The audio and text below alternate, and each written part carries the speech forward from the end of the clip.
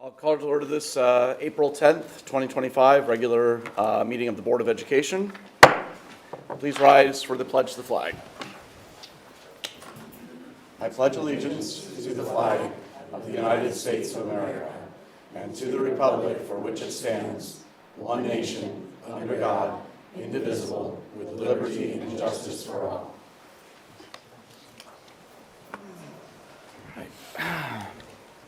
Maybe have roll call? Elizabeth Dauberman. Here. Mary Lee Hall. Here. Samantha Hall. Here. William Hall. Here. Jeremy Hash. Here. Jennifer Henkel. Here. Nathan Henkel. Here. James Holly. Here. Joseph Wilson. Here. Thank you. All right. I can't remember if we haven't had any meetings, any executive sessions in between that we have to. Okay. I didn't think so, but it's running together a bit. All right.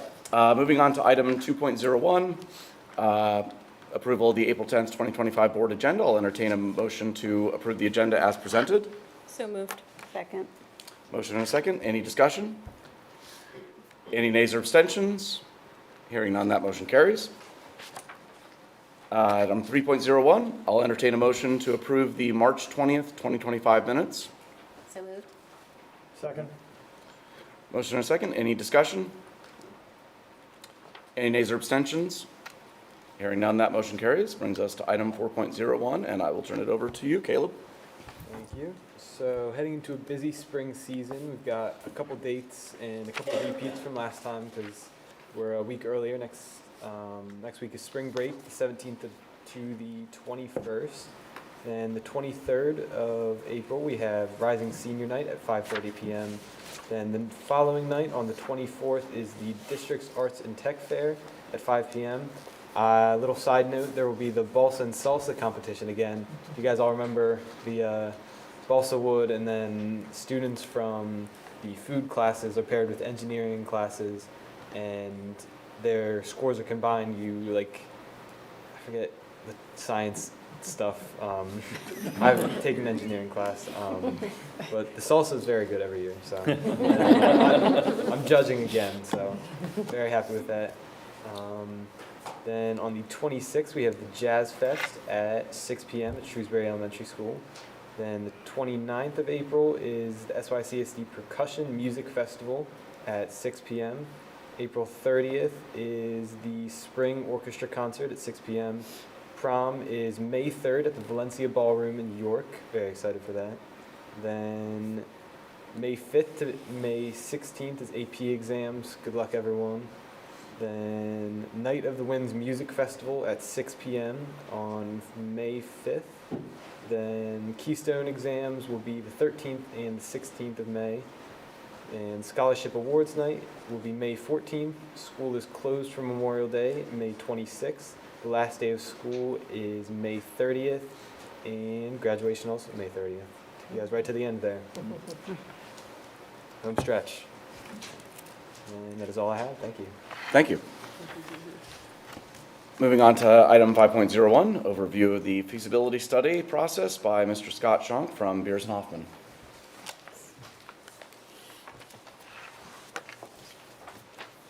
Is this one?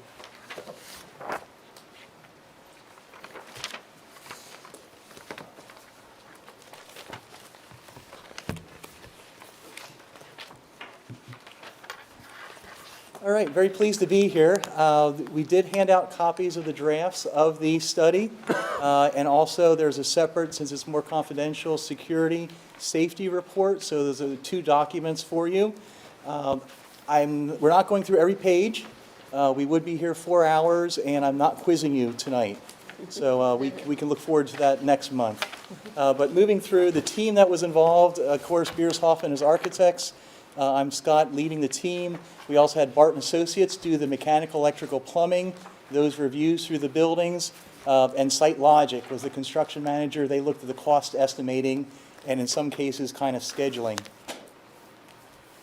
So I've got a quick presentation here kind of talking about how to use the documents that are in front of you. So first of all, we want to note, first, your facilities maintenance is very good. That's a great thing that we see looking at different facilities, the maintenance of the buildings. The teams are doing a great job in keeping your buildings up and operational, doing a nice job.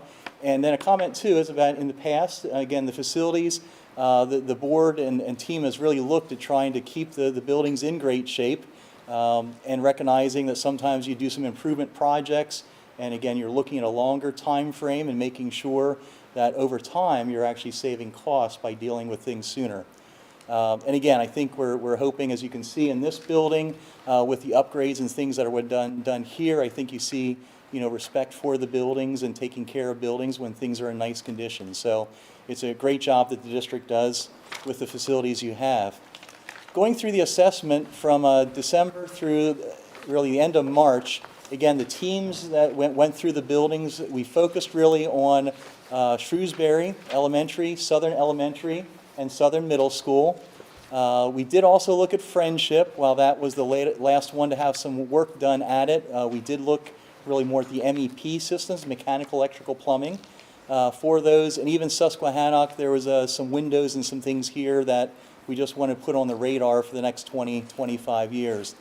The areas that we looked at that you'll see in the document is the HVAC system for heating, ventilation, air conditioning, the mechanical system, electrical systems, plumbing. We also were looking at code regarding ADA, ANSI, those types of things with code compliance. The building envelope, that's the building construction as far as the walls, the roof, the thermal component of keeping the weather out of the building. Site and grounds, also then interiors, looking at finishes, different types of equipment and those things of how to make the curriculum work well in the classrooms. Safety and security, we pulled that piece out. That's a separate document there. And then programming, again, trying to look. There aren't major curriculum plans that I think any of the principals or teams are looking at doing, but that's something we look at just programming-wise, how you use the spaces. So some of the data, again, I'm going to kind of move through some things here quickly. We looked at the assets, we documented these items. Again, we were looking at the code review.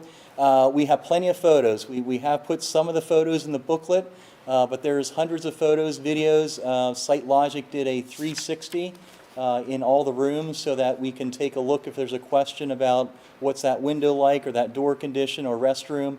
We have that documented, so we can look at that quickly. As we're going through the document, we're referencing industry standards such as ASHRAE and other items, BOMA, especially for the mechanical systems. Again, we talked to the principals numerous times.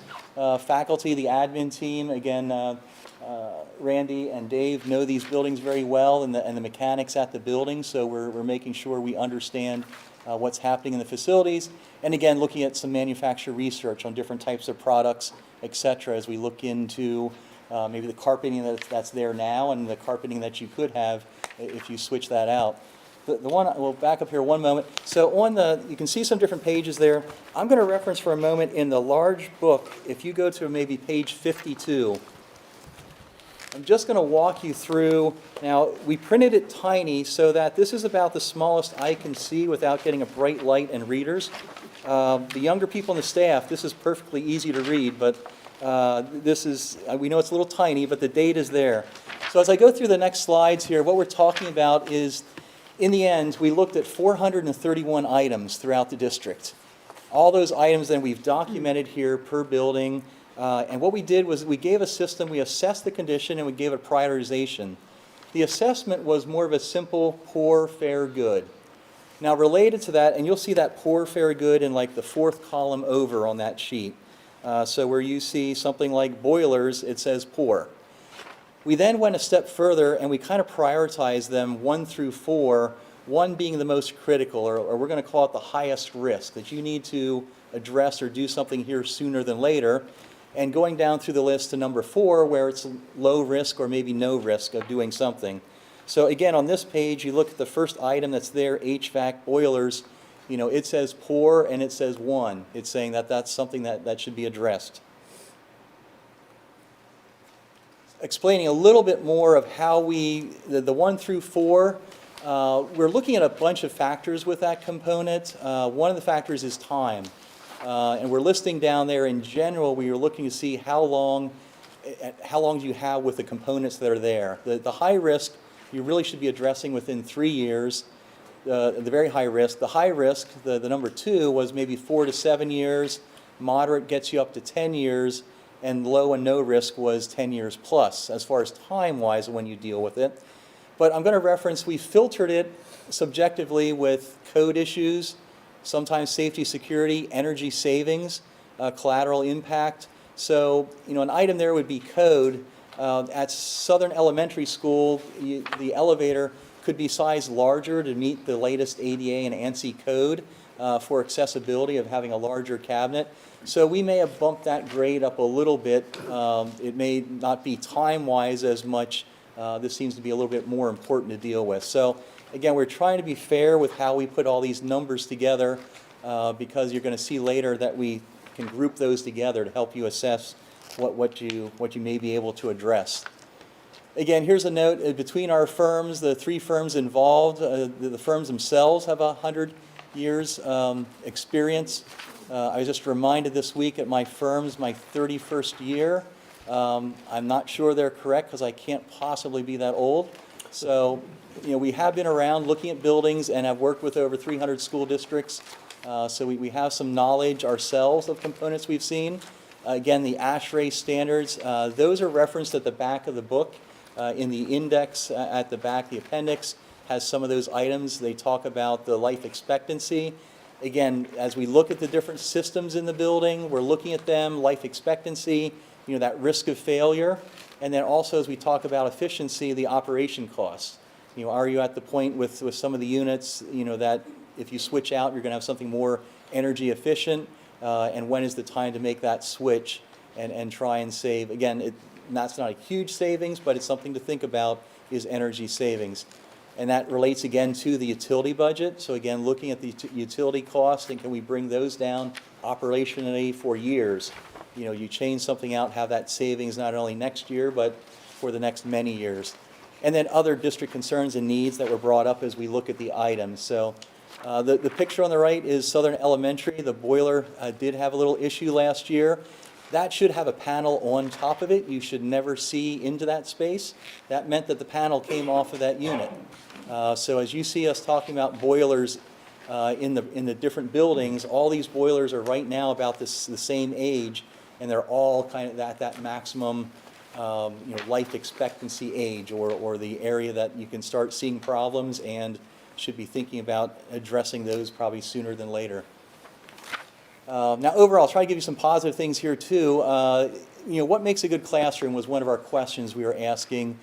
And we talked about warm, safe, dry, obviously a good learning environment.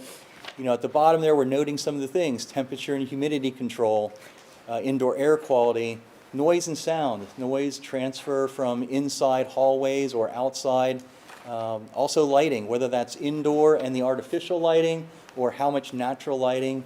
How much do you get from daylighting from the outside of the room? Many times the more daylighting you get, you can bring down and not have as many lights on in the room. If you have less lights, there's less heat that's generated, so you need less cooling. So there's all these factors that tie together as you look at the entire building. Greatest needs, as we look through the study from our design team, what we were seeing that jumped out really, a lot of things were the boiler rooms. Those would be the boilers and all the water heaters. The other things that are within the boiler rooms were all a priority 1 status. Those are rooms you can get into, make those changes, and not necessarily impact much of the rest of the building. So that's pretty good to get into. Other than that, you very much have to start looking at some of the remaining HVAC equipment. We did change chillers out a few years ago when we did a greatest needs before the high school project, but there are a lot of other components to the mechanical system that are in that priority 1.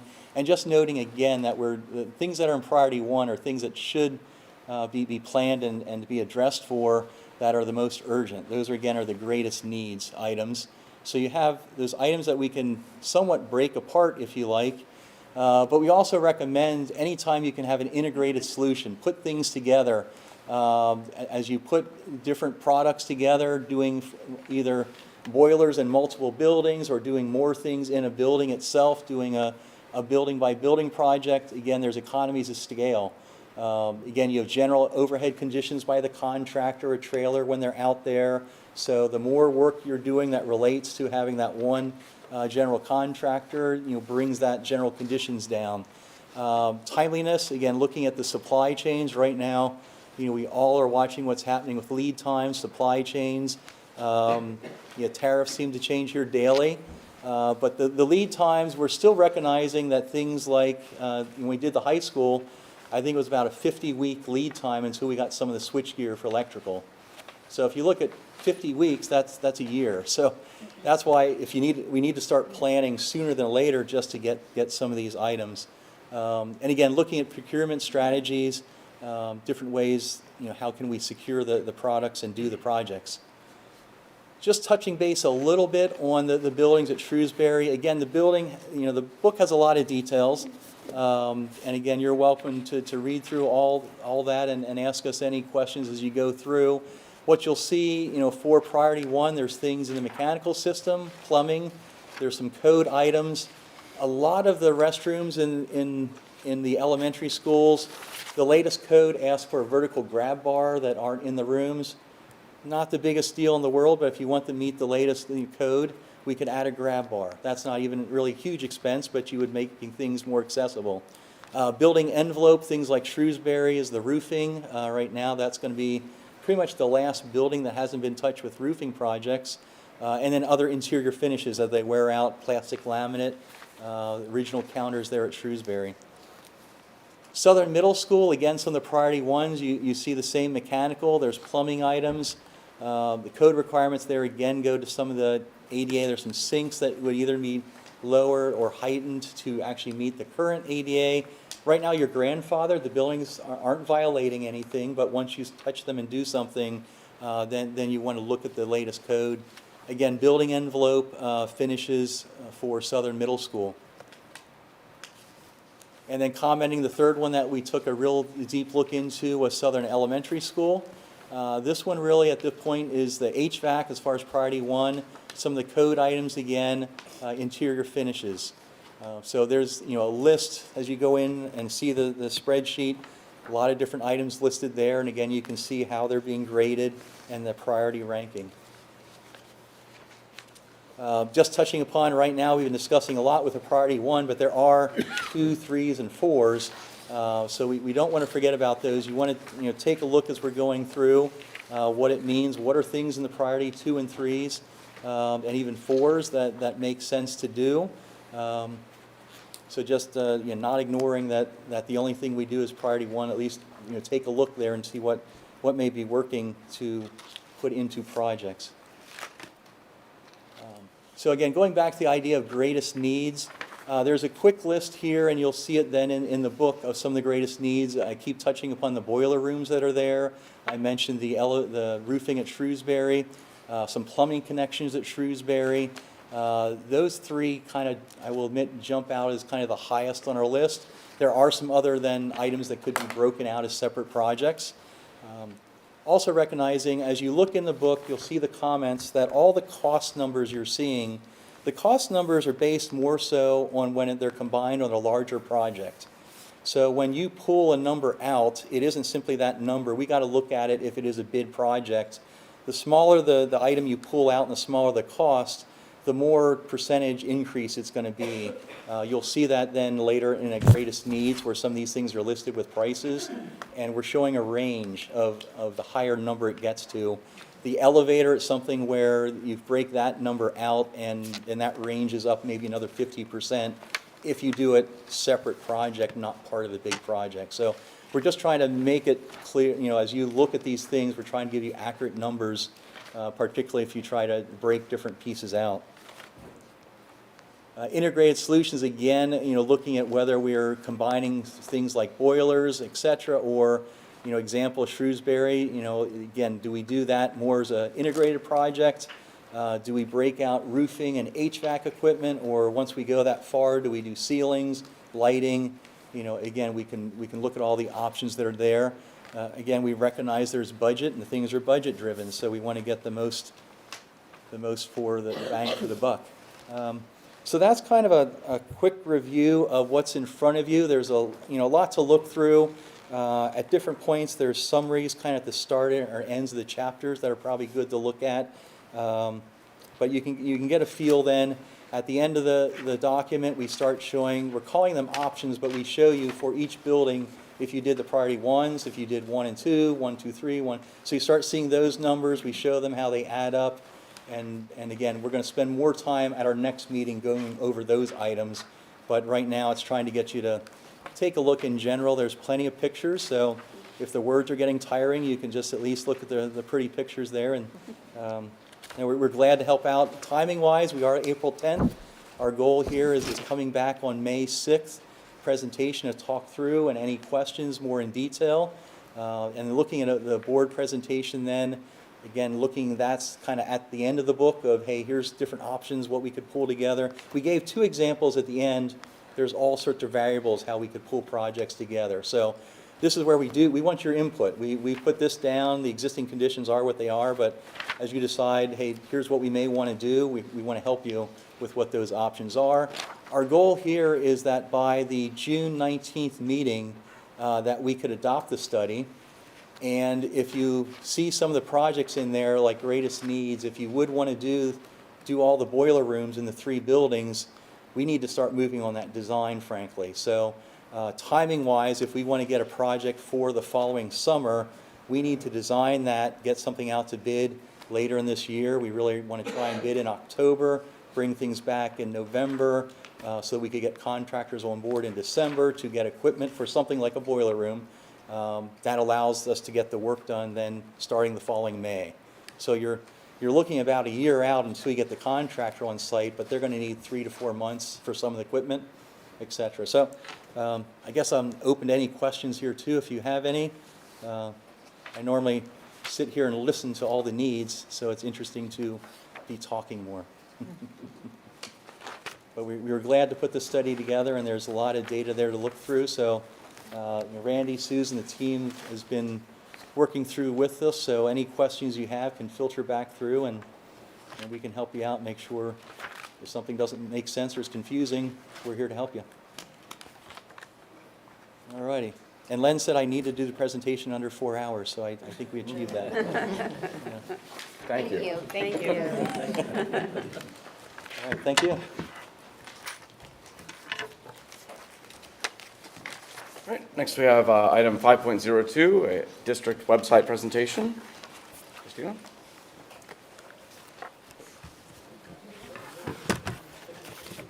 Good evening. So I am excited to be here because it means that our website is launched. It's been a long road getting here, and we still have more content coming. And of course, working towards ADA compliance is a continual process. But we have a lot of really exciting things up and a lot of new content to show and to share today. Before I get into it, just a quick recap for anybody who hasn't really followed along with the process. Our previous website provider was Blackboard, which was purchased by Finalsite. And at that time, Finalsite made the determination that they were going to discontinue the Blackboard platform, so we had to move to a new website provider and platform. And at the same time that this was happening, there were changes in regulations in terms of ADA compliance. So really a changing landscape for what we can post and how we post it, particularly when it comes to things like PDFs, Google Docs, any kind of a document that you're seeing linked on our website. So I'm going to give you a quick tour of some of the things that we're really excited about. At the top of the screen, and I'm doing this on a desktop, it will be slightly different if you are looking at mobile, so we'll talk a little bit about some of the differences. But at the very top, on the side, you'll see a link. This is to YouTube. So if you are at home and you want to watch a board meeting live, you can click this and it will take you right there. So it's an easy way to quickly access board meetings or other previously recorded videos. Also at the top, you have the district home. So no matter where you are on the site, you can go home very quickly. Next to that is the schools menu, and this will give you a drop down of all the different schools, so you can go to any of our school sites. Underneath that, you'll see that we have sort of an L shape here. And this is a result really of the feedback we've received from some of our surveys, from our staff, and from our parents. These were the items that they really wanted quicker access to. So if you think of when you go into a grocery store, you often will see the produce to your right because that's how people go, right? They want you to shop in the produce, so they kind of steer you along that way. Your eye on a website goes in this L shape. So we put more of the frequently used links and buttons along that area.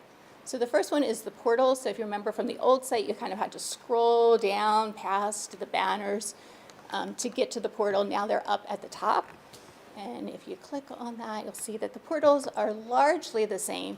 It was really a balance of making changes and improvements, but also keeping things that people were used to in a format they were used to, so it wasn't completely different. One of the big differences that you'll see, you can see it here, is our picture. We have a lot of these hero images throughout the site, which give us a chance to really show some of the neat things happening around our buildings and our schools. Next to that is the quick links. So again, these are items that people wanted to access quickly. So the first one is attendance. So if you have a sick kiddo, you've been up all night at 6 a.m. and you have to send in that, my kid's not going to be in school today, email, it's very easy to find. It's right here. And all of the attendance information now is in one spot. Previously, we had the trip and tour form somewhere else on the site. Attendance was in a different location. The inclement weather, now they're all together in one location. Next to that is the Safe to Say. If you have a safety or security concern, there's information that you can find to report it to Safe to Say here. And believe it or not, our old site did not have a contact us button. So now it is much easier. You can see all of our addresses, phone numbers, as well as a staff directory. And this will also take you back to attendance if you need that information. Search button is next, and this is the menu icon. And this is where it is a little bit different, depending if you're on mobile or if you are on a desktop. We wanted to make, if you remember on the old site, these things that you'll see, this drop down here, these items used to run across the top. But if we did that with our desktop on this site, then when you went to mobile, you would have moved to a different format. You would have moved to something that looked like this. So you would have had one thing on desktop and one on mobile. This way, it's pretty consistent. So whether you're on desktop or you're on mobile, when you go to that icon, you'll get that drop down. The difference is these links here that are across the top, when you move to mobile, obviously you're moving to a smaller screen. So you will not be able to see those across the top, but they will show up when you click on the menu icon. Under these, you'll see the other utility links. So you're Safe to Say, your quick links, your portals will all be right here.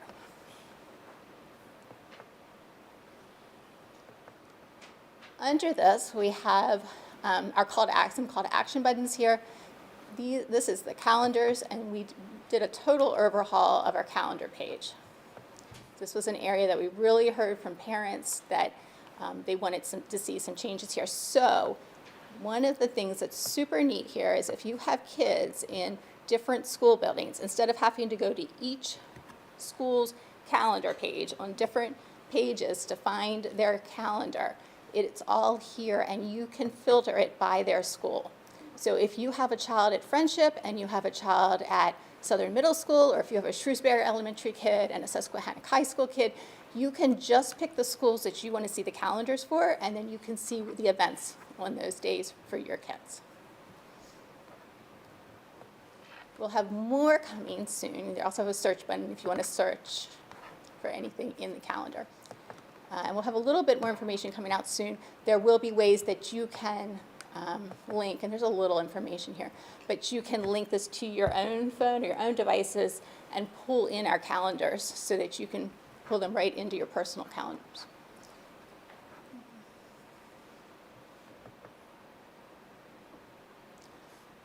Under that, there is an enroll button. This will take you to the information you need if you want to enroll a child. We did hear from a lot of our front office staff in the buildings that they wanted to be able to direct people quickly when they called to enroll a child to a place where they could do that.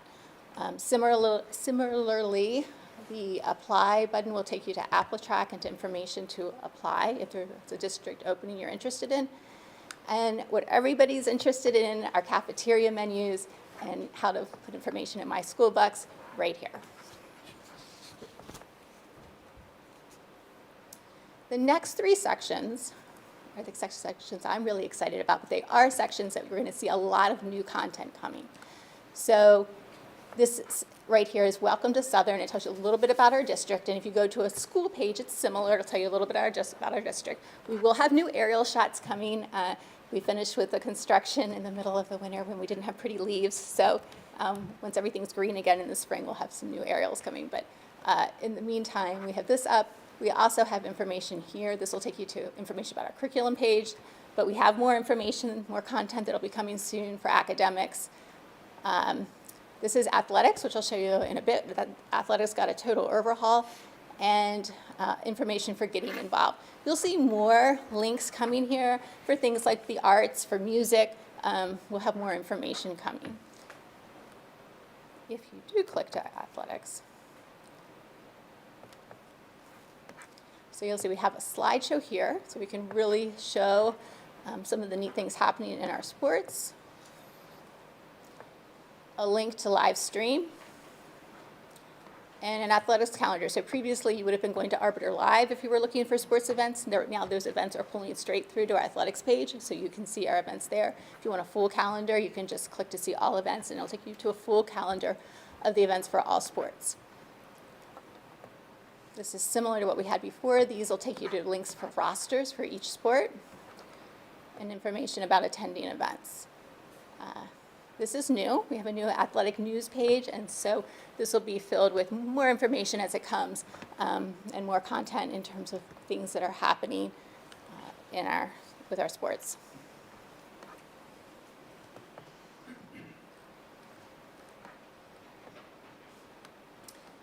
This is a chance for us to brag a little bit. I'm very excited about this page, this part of the page, so we'll have more about just the great things happening throughout our schools, and really a chance to show both the depth and the breadth of some of the things that are happening. A news and events section. And again, this will show you some of the more current calendar events. Underneath this, these are links that were requested but maybe not as used as frequently as the things that you saw in that L. So things like the student forums, the student handbooks, transportation links. Alumni have a link here. These are direct links. They're just a little bit further down on the page.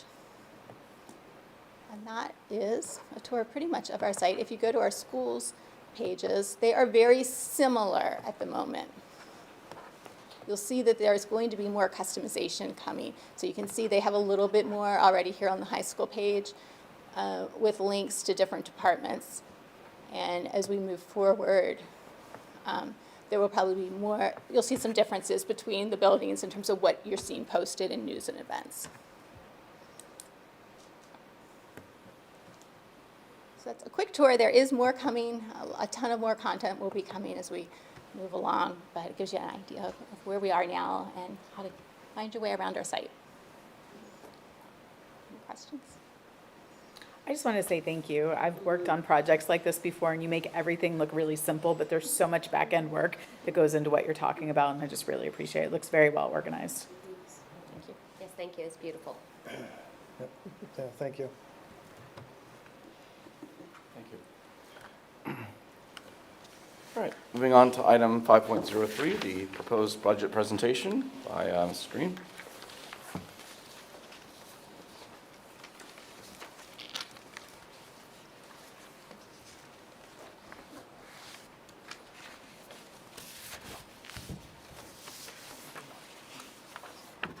Good evening, everyone. So we had our detailed budget presentation at the March Finance and Budget meeting. This evening, we'll do a summary presentation for the public. If anyone from the public wants to see the detailed presentation, it is out on the YouTube channel, and we now know you can get that right from the top of left-hand side of our website. So this evening, we're just going to review a couple things in summary. Basically, the 25-26 budget, some of the major challenges and budget drivers, some additions and deletions, understand where our revenue streams are, and then talk a little bit about some vulnerability areas, and then what our next steps are. So summary of the budget, what everyone always wants to know right away, so we'll just start out of the gate. It does not include a tax increase this time. We have increased to revenues about 2.63% or $1.7 million, and increased to expenditures of almost $2 million, a little under 3%.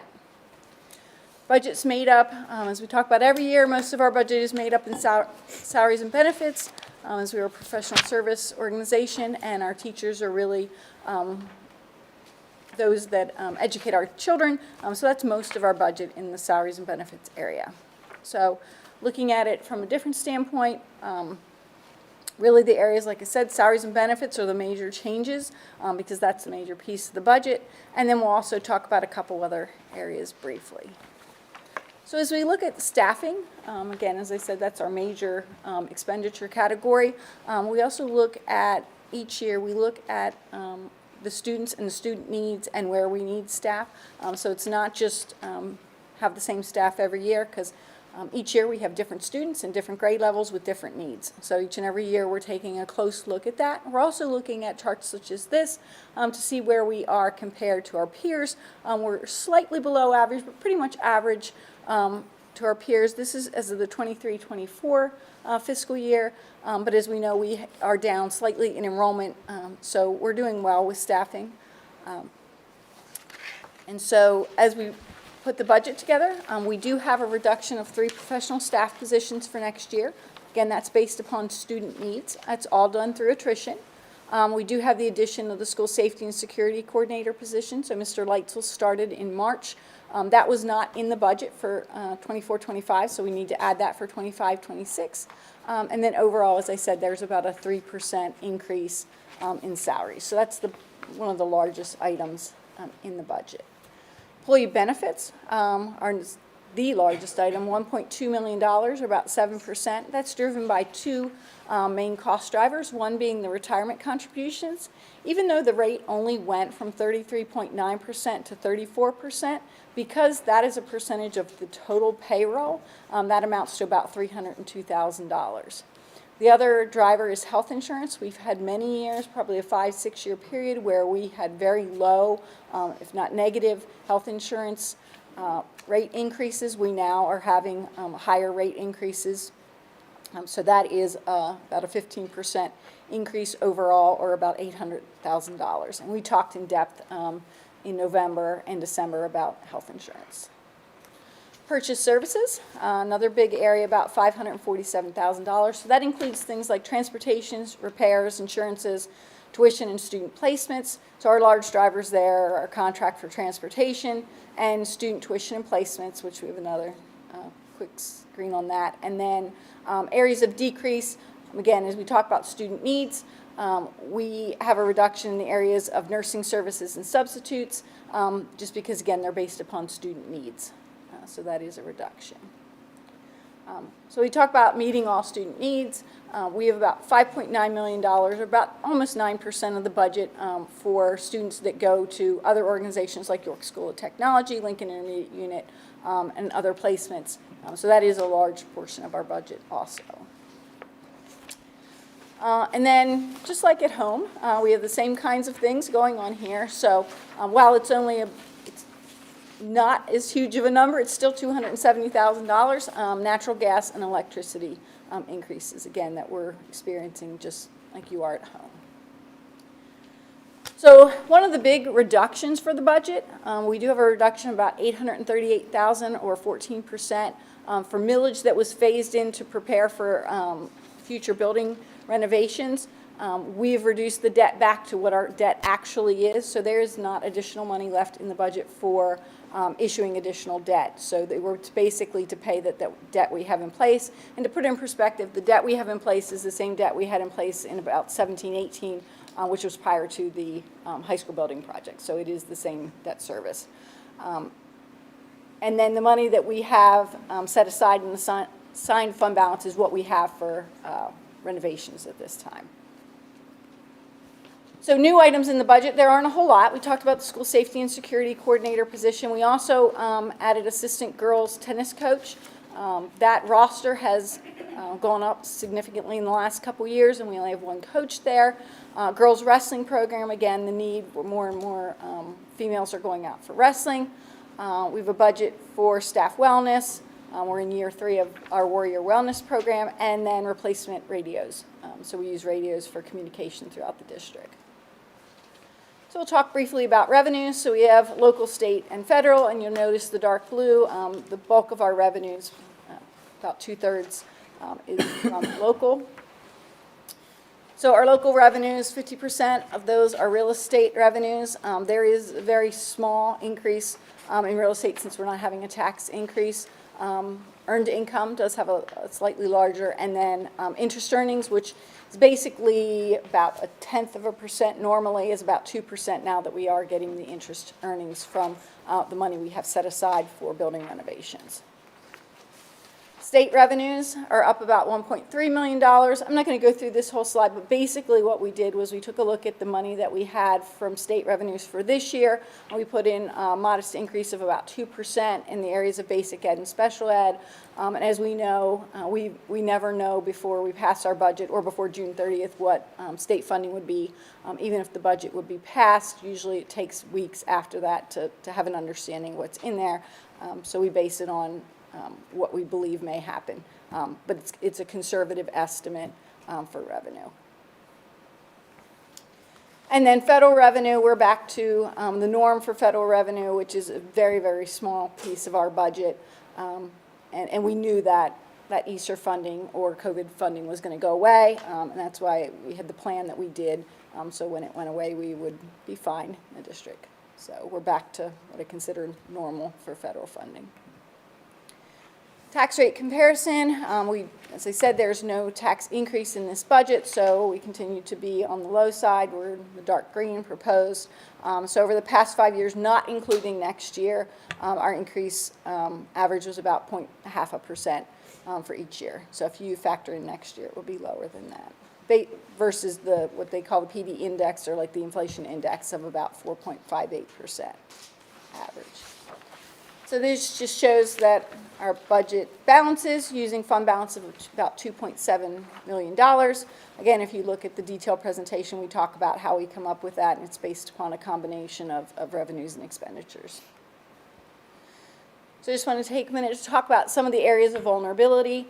Again, we talk in more depth at the detailed presentation, but we do have little growth in our real estate assessments. Even though we see building going on in our district, compared to the size of our district, it is not a large amount.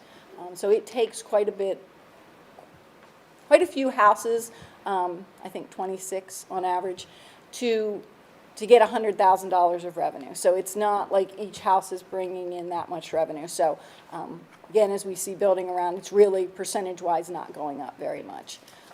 So that's an area of vulnerability. The other area is the interest earnings. I briefly touched on that, but right now there's two things going in our favor. One, we have the money set back for future building renovations. So we're earning interest, good interest on that. And the second piece of that is interest rates are good. So as interest rates would decline and our cash would decline as we use that for building renovations, that number is going to go down. So that's about $1.6 million this year, but it's been as low as $20,000 to $35,000. So it's a big difference. And then state and federal funding are always, state funding has been very good, I will say, for the last couple of years, so that's always a concern what that's going to be in the future. From an expenditure side, we talked about health insurance. I do expect that to level out, but that is something we're keeping a close eye on as we have had large increases. And then we saw the presentation from Mr. Shunk this evening on building renovations and maintenance. And we really just have the limited, that assigned fund balance right now to use for that. If we would need additional money, we would need to issue bonds and add millage for that into the budget. So this just shows our fund balance right now, about $26 million, and the uses of that with that assigned for future capital projects of about $18 million. So next steps, so we have this evening approval of the proposed budget with the final approval in May. If there would be a tax increase, it's always set in May, not in April. And then we also will have the homestead farmstead amounts from the state. We don't have that information now. So your PDE 2028, which is what you're approving this evening, does not reflect the homestead farmstead amounts because we won't have that till probably 2 or 3 days before the May board meeting. Any questions?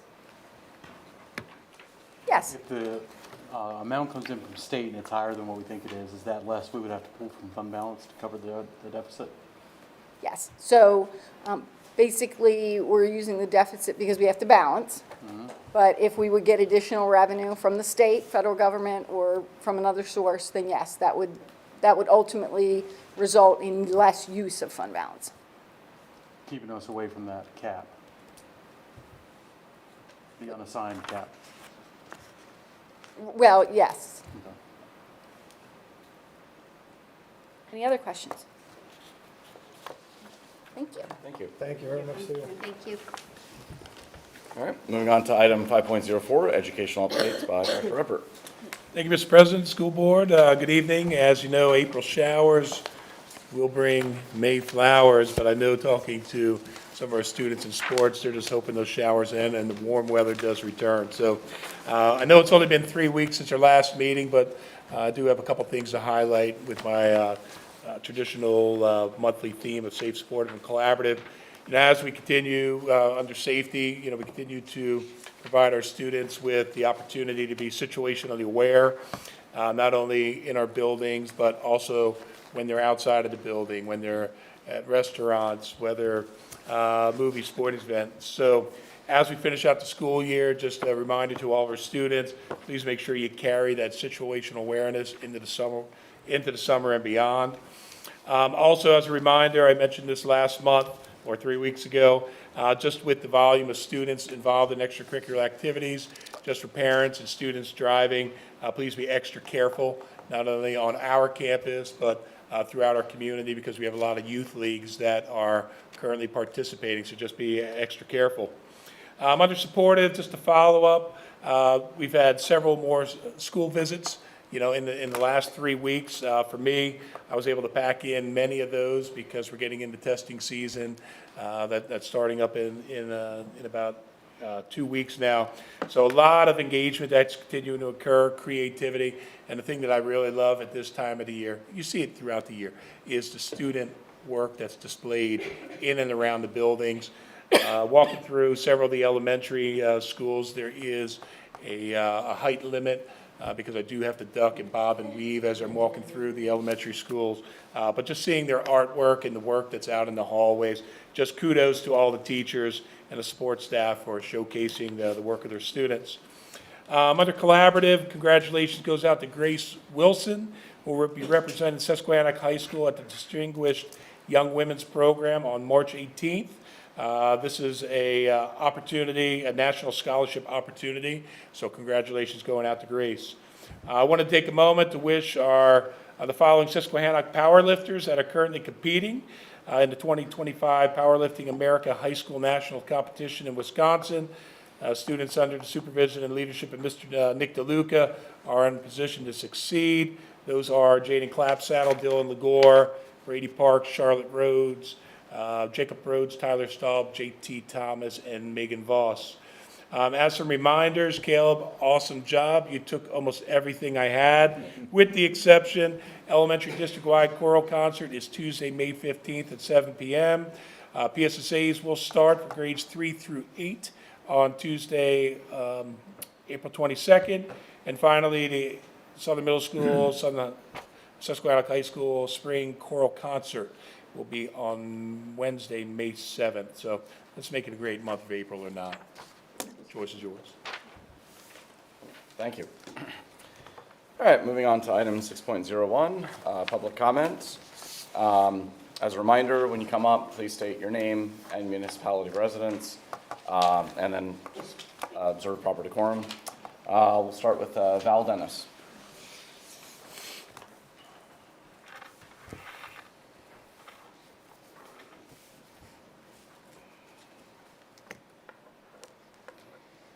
Good evening. I'm Val Dennis from Shrewsbury Township. I'm speaking in reference to curriculum, policies, and vetting speakers.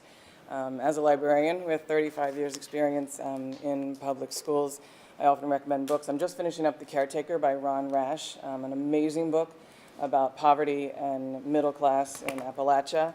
Lots of phenomenal twists. Also, please thank your website development team.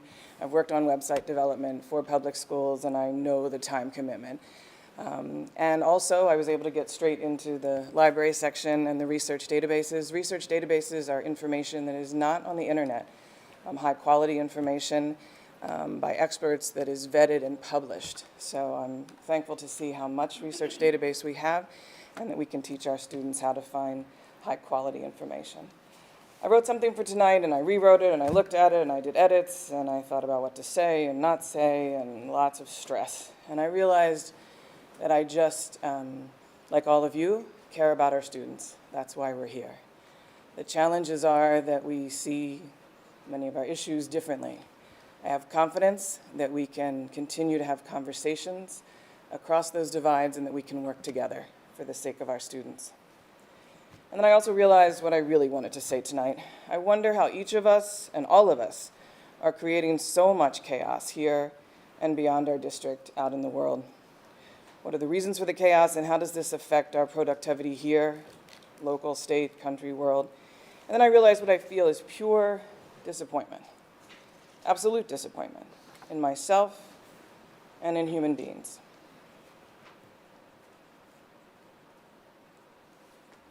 A few days ago, I was on a plane that was landing in Harrisburg. I looked out above the giant nuclear reactors and thought about whether they might be helpful or harmful. More are beginning to believe that climate change is real. If enough people work together, we can slow or reverse climate change. If we do not choose to work together on climate change, none of the other challenges in the lives of humans will matter anymore. That's not to send fear. It's just the reality of our situation, whether we want to see it or not. From the air, I also looked at the beautiful farmland and the forests and the massive Susquehanna River and thought how blessed we all are to live in this place. I thought about the people who lived here 700 years ago. Are we moving forward now as humans, or are we regressing? Here we are again in a cycle of moving forward and then destruction of moving forward and then backlash in a seemingly endless sea of change all around us in our local area, our country, our world, most of which seems completely unnecessary, unproductive, and the possibility to be incredibly harmful. We look at different news, completely different news, 100% different. We don't trust each other's facts or experts or information. We yell at each other online in seemingly endless circles of drama. We refuse to sit down at a restaurant and talk about anything other than the weather, which even now is potentially controversial. I believe that we can talk with each other, and I am here. Here's our school district in the newspaper yet again with blame and defensiveness and drama. I remember a school staff member saying to me, "You're the reason for all the problems in this school." I grew up around here. There was racism and other forms of oppression in the area, but that I was causing harm by bringing it up and by listening to the concerns of our students. In reference to recent questions about a speaker here, I remembered this story of being hissed at for causing divisiveness. People who are black, brown, and white all hear that we are causing, some of us, causing divisiveness. This is written by S. Patton. Slavery was divisive. Jim Crow was divisive. Redlining was divisive. Lynch mobs were divisive. Bombing black churches, divisive. Some don't want unity. Some want submission and silence. Some want people like me to smile through erasure, nod through bigotry, and clap politely when you rewrite history. I'm not dividing anything. I'm refusing to hold hands with folks trying to push us off a cliff. I'm not going to sit here and harmonize with oppression of marginalized peoples just to keep the peace. If truth feels divisive to you, that's not my problem. I'm not divisive. I'm just refusing to pretend we're all on the same side of justice. A principal once told me, "I talked to some black students, Val, and they don't know how to fix racism, so how should we?" And racism's been around for centuries, so what could we possibly do? And I will say to that, I can do better. I can look at my own biases, all of us have them, and we can all do better. We are capable of working together and talking together with and for our children and teenagers. Thank you. Thank you. Ashley Morrison. Ashley Morrison, Shrewsbury. I was a little disappointed when I wasn't able to make the last school board meeting, but now I'm kind of glad as it gives me an opportunity to directly address the comments made by the board in regards to the denial of Chi Kai the chemist as the artist in residence. First, I want to mention that just because someone isn't racist in one circumstance doesn't preclude them from committing a racist act under another circumstance. Secondly, racism comes in a range of forms. For most people, a racial slur is an obvious act of racism, but it can also come in the form of microaggressions. A microaggression is defined as a statement, action, or incident regarded as an instance of direct, indirect, subtle, or unintentional discrimination against members of a marginalized group. Here are a few examples. Telling a black president who is a Harvard graduate, "Oh, you speak so well," or refusing to say a person's name correctly, even though you know how to say it because they're the vice president of the United States. Another example is listening to a Native family tell you how harmful a racist logo is to their family, but dismissing their experiences because some people are nostalgic for the old logo. And yes, saying, quote, "We don't invite this sort of thing into our district," end quote, when talking about a black female chemist and referring to cultural bias and racism as simply a peripheral social issue that isn't appropriate for fifth graders to understand can be viewed as a microaggression. Which brings me to my next point. I'm concerned that there are board members that think fifth grade is too young to learn about cultural bias. How do you expect us to resolve issues that we are seeing at the elementary school level without dialogue about cultural bias and racism? These issues can't be resolved without talking openly about it. Also, I'm not sure what age the board thinks that someone should start learning about cultural bias, but I can guarantee you that the majority of people in marginalized communities don't have the luxury to wait until fifth grade to learn about it because they've already experienced it. Now, I obviously can't speak to the experience of being a black female scientist, but I can speak to being a female in the scientific community for about 30 years, either pursuing bachelor's and master's degree or working in the science industry itself. And while, yes, some of the subjects were challenging, the biggest frustration I experienced in all these decades was the bias I experienced as a woman, dealing with instances like having to have your idea repeated by a male colleague before it's accepted time and time again. But through that, you know what helped the most? Leaning on and being supported by fellow female colleagues that experience similar biases. Knowing that we are not alone in our struggles encourages us to keep fighting to be successful. Kai sharing her story isn't going to discourage kids from pursuing science because, yes, she ran into obstacles, real obstacles, but she overcame them and reached her goals. Also, Kai's unique approach to talking to kids about chemistry through sneakers would actually engage kids that may not already be interested in science. And as human beings, we grow by learning about other stories and their adversities they face. It makes us more empathetic, and I know some people consider that a weakness, but it's quite the opposite if you want to truly strengthen a community. Speaking of her unique approach, I know some board members expressed there was concern that Kai's approach to science communication is not traditional, but unless I just don't understand the Artist in Residence program, students would still go through their typical science curriculum, and it's not as if Kai would be substituting for our science teachers, so there's no risk in kids not being taught science with the traditional curriculum in parallel. Kai's approach would just be a supplement, not a replacement to our current science curriculum. Finally, at last month's meeting, a school board member mentioned that the denial of Kai chemist does not mean an end to the Artist in Residence program and the 17-year relationship with York Cultural Alliance. And another said, quote, "I sincerely hope that we can smooth things over with the Cultural Alliance. I believe in the program," end quote. But that same board member later made a comment on social media stating, quote, "Sure seems like the Cultural Alliance has some discriminative mindset against white straight people," end quote. How does this help the situation? I don't understand how this type of comment will mend our relationship with the York Cultural Alliance. It would be great to hear from the board on how they intend to fix this relationship so that future students can take part in the Artist in Residence program. Thank you. Jason Decker.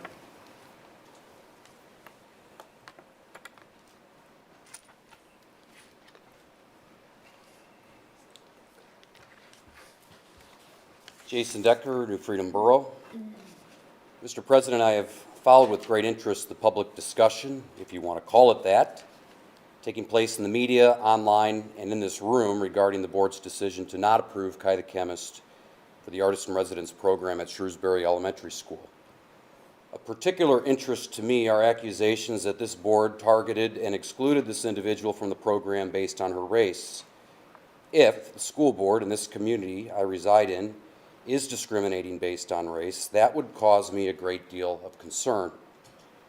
I believe that to accuse one of racism is a very serious matter. As such, the person or persons bringing the accusation have a responsibility to also bring evidence that the accused does indeed harbor racial animus.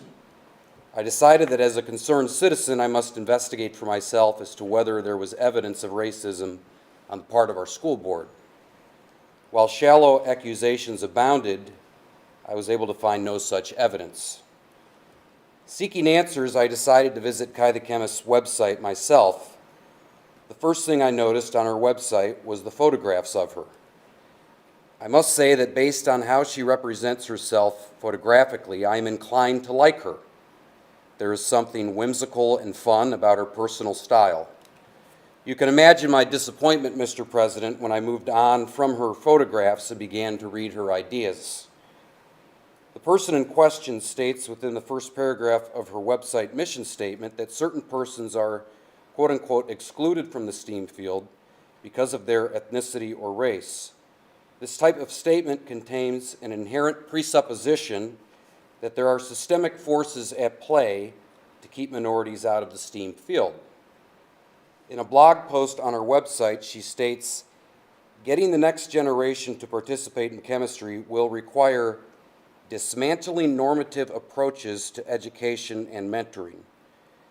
Inclusive pedagogy that incorporates social issues and innovative teaching with special attention to historically excluded groups are keys to unlocking the full potential of future scientists."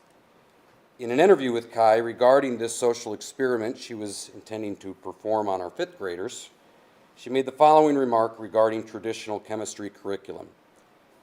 "I had a hard time feeling like I could even relate to the material because a lot of the stuff was about white people." Chemistry's about white people? Really?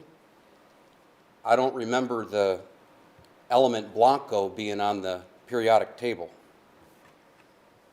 Mr. President, I feel a sense of empathy for this individual. These ideas, which many members of our community will instantly recognize as critical race theory, are not original to her. For the sake of brevity, I will not provide protracted comments about their origin on another continent. The fact of the matter is, somebody brought these ideas into a classroom that she was once a pupil in. This ideology, which is corrosive to one's entire worldview, is a learned ideology.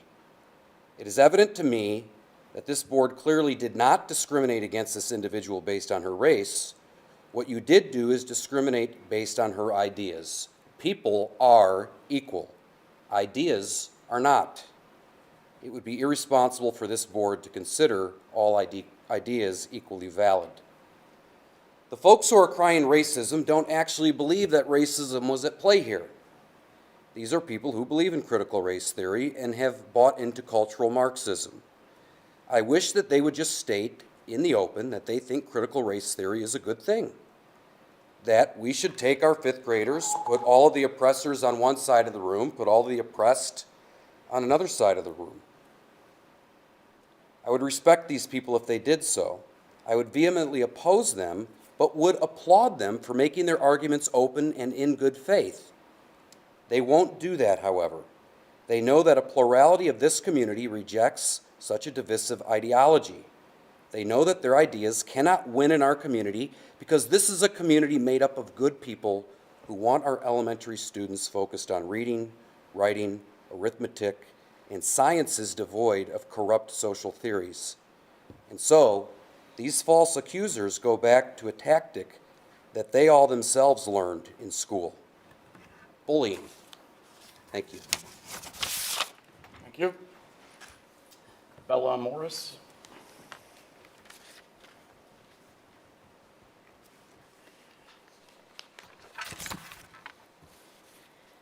My name is Bella Morris. I live in New Freedom. I'm 14 years old and a freshman at Susquehannock. My first year of high school experience has been substantially tougher than I could have ever imagined it to be because of what I'm about to tell you. I want you to imagine your daughter, wife, sister, or even yourself in my position. Earlier this school year, 2 boys in the high school were charged for using AI to alter photos of several female students, including myself, to make them nude. There are 5 confirmed victims, though potentially more. Neither boy was expelled, even though the incident was first reported to the school, then later to police by the school, and some of the photos are of victims while inside the school. The other girls and I now carry the worry that at any point in our lives these photos could surface without any backstory of how we were victimized. The photo that they used of me, I was standing in the hallway of the middle school. I did not give that photo to either of the boys. I did not post it. I did not send it to them. They got it from another friend's social media. While the two boys were at a party, the nude pictures were seen by other boys, which led to the initial report to school staff. After it was reported to police, months later, my family was notified that I was identified in the nude photos. I had no idea this was going on, and I was completely unsuspecting. One of the two boys now does online schooling, and the other boy continues to attend Susquehannock. Since the photos were discovered, there have been multiple times at school that I have run into the boy who is still attending. In fact, it used to be a daily occurrence. Seeing him is a constant reminder of the events that took place. Every time I see him, I get hit with a wave of nausea. My skin crawls and I am repulsed. I feel disgusting that they, and who knows who else, have seen me so vulnerable and without my consent, using my face and my body for the unimaginable. I'm confused as to how I'm supposed to feel safe knowing that he is in the same building as me. How am I supposed to know that it won't happen again if there are no rules put in place to restrict it from happening? In this crime, his weapon was his phone, and yet he is still allowed to bring his phone to school. What if he takes more pictures? What if he wants to join a photography or yearbook class, which would put him in an environment that would enable him to strike again? I want to feel safe in my school. It's my right to feel safe in my school. But so far, I believe things have been handled poorly and unfairly. A safety plan has been put in place in an attempt to limit me from seeing him, but it still happens. So how effective is the safety plan really? Especially when administrators have neglected to follow the rules designated in the safety plan regarding their ability to speak to me about this matter without parental consent. The safety plan gives no closure, but instead puts restrictions on the victims. I am no longer allowed to walk in certain hallways because that's the way he walks. I have to wait until his hall passes over so I may leave the classroom. Some other victims even have classes with him, the offender. Because there are so many victims, it was impossible for the offender schedule to be created around all of the other victims' schedules. That alone should be an indicator that these boys should not be allowed in the school. By allowing these boys to attend school, it not only significantly affects the victims' academic life, mental health with continued psychological trauma, but it also prevents them from moving on. I have personally expressed this to administrators and am left feeling nothing but unheard, brushed off, and small. I have been consistently shut down. I just want what I believe is right. I want a change in the school policies to ensure that offenders of crimes of this type are not allowed to attend school with their victims. I want these boys expelled and out of my life, as well as all of the other girls they have victimized. Thank you for the opportunity to be heard tonight, and thank you to my supporters. Thank you. I have copies of it. Thank you. Mary Nice.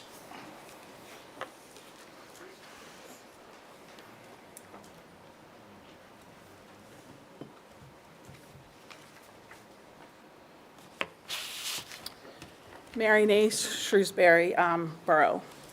So everyone is mad that Kai the chemist was denied.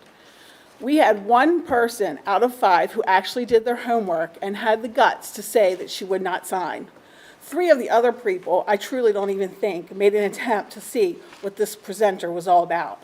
They just knew we had a 17-year relationship with the Cultural Alliance, and we do this every year, so why would this be any different?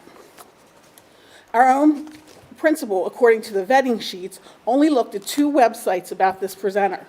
One was the page, and one was her page, and the other was the York College site that talked about how this program she attended was a program that helped her to get her name out and some financial help. The website had little to no information on what her program was about. He also never researched any other professional organizations where she has presented. Now, we look at reviews for hotels, restaurant, verbos, etc. But looking into a presenter that will spend several weeks with students that you serve and oversee, but we couldn't research a program that's coming to our school. It was even asked if there were any other concerns on the form, but the answer was no. There were concerns about the survey, actually, a survey which asked fifth graders about music by Taylor Swift, Kendrick, Drake, and Olivia Rodrigo. Now, honestly, the only one I know a little bit about is Taylor Swift, but I do know that Kendrick and Drake are having a rap beef or something because of their songs that were sung at the Super Bowl. And truth is, I don't understand that either.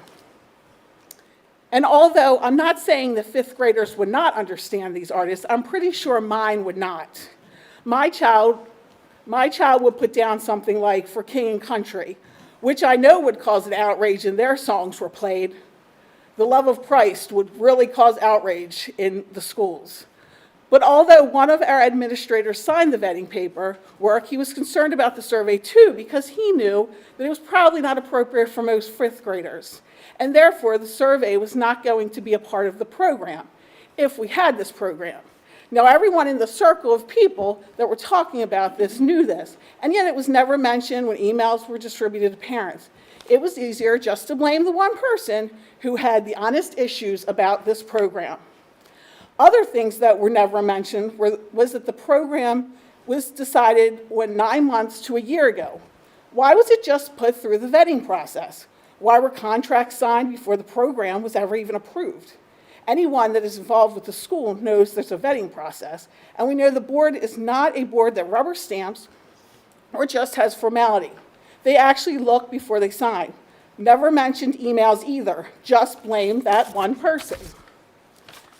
This program had many goals. The social studies goal was to work through the Civil War. What's that exactly mean? How does mixing colors and dyeing fabrics tie into the Civil War? Why does Ms. Simpson mention George Floyd on her website? Why does Ms. Simpson say the program applies across all cultures but targets and hopes to impact those from underrepresented, undeserved, and marginalized community? Ms. Simpson, in her own words, says this program is not for my son, a white male in a suburban area. In her own words, says that who lives in very vanilla Shrewsbury. That is no way underrepresented, underdeserved, or marginalized, at least in her eyes. Why didn't she just stop and my program applies to all boys and girls? Because that's not really was her method or mission. Several signers of the vetting process knew this, but were afraid to sign, in my opinion. I guess being called a racist, a Nazi, a bigot, Christian nationalist is not their idea of fun, especially when we all know it's not true. So, who are we really mad at? The person that did their job, did her research, kept money in our school, or the ones that did little to no research and now has left you without an artist? My child will miss a great opportunity this year, but it's not because of this person, the only person that took the blame. It's because of the others who were afraid to stand up to do what they knew that was right for our district and our students. Thank you. All right, moving on to item 6.02. If I could make a comment, please. Yeah, it's time for that. It was a little hard to even hear much else, Bella, after your account was given. We as a board really need to dig into this. If our policies are not strong enough, that this type of activity is not mitigated, they need to be changed. I'm sorry that it happened to you. I have a daughter too, and I can't imagine the pain that you and your family must feel from it. And I assure you that I won't just let this go as a speech from a podium, that we will look into this for you. You are heard. And thank you for the courage to do that. That's admirable, and I'm sure very painful. Sorry it had to come to this.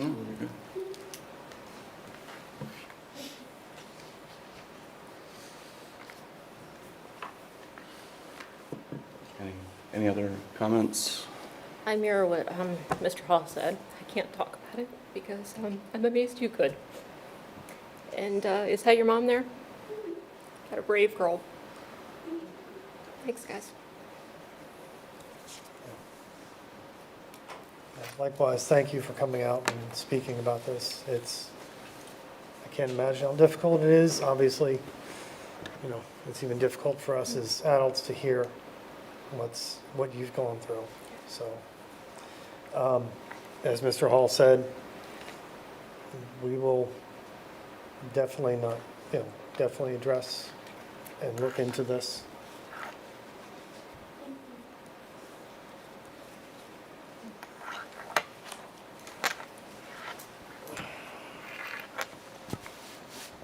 All right. And anything else? All right, moving on to item 7, consent agenda. I'll entertain a motion to approve the consent agenda. Or actually, is there anything that anyone wants to pull out? Sorry, do, yeah, I actually. remember that was mentioned to me. Yeah, can I go ahead and lift out 7.15 renewal agreement for Sourcewell Technology for the spring math program? And that's the only one I have. Okay. Any other items to pull out for the consent agenda? All right. We'll go ahead and take up 7.15 first, and then we'll revisit the rest of the consent agenda. Okay, go ahead. Or you? So, well, I mean, we have to move it, don't we? Yeah, sure. So I'll entertain a motion to renew the agreement with Sourcewell Technology for the spring math program. So moved. Second? Okay. Now, discussion? So, is it okay if I call you to the podium, Dr. Hughes? I know you weren't anticipating it. Can you just explain to the rest of the board exactly what you were telling me? And I think I'm not getting ahead of myself. Specifically, the questions that were given to me were whether or not these target conflicts with the Chromebooks and any anticipation that we might have moving forward with Chromebooks. So Yes. Okay. So all of these pieces, so for all of the pieces, WeVideo, all of the other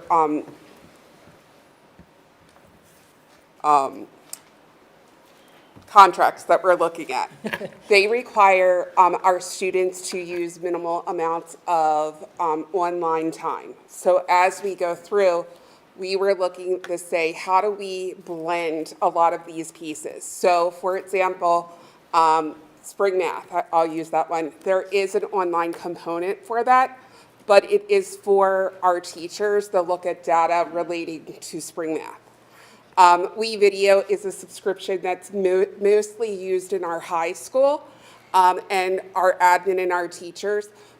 As we went through each one of these, we looked to see, were we able to find a cheaper arrangement to them? WeVideo actually replaced another vendor that we were using that was more expensive. So as we went through, we identified that all of the agreements that we're looking at are things that would be able to be used if we did one-to-one or if we did carts in our classrooms. Fantastic. Does anybody else have any other questions for Dr. Hughes? If I can, maybe I'm just misunderstanding. So you were saying it's mostly used in the high school, but this states that this is for kindergarten through 6th grade. So is it two separate? For WeVideo? Oh, that's For separate. spring math. Yeah, Spring math, okay. Just Spring math is for our elementary students, K through 6th grade. The spring math is actually a program that allows our teachers to do more paper pencil where our students are given a number of math problems, and it is a timed assessment that they go through. It's an addition, subtraction, depending on their grade level. It allows us to have our kids do some rote math work to be able to see how they're doing in this. We track their progress so that we're able to see how our students are increasing in their math skills.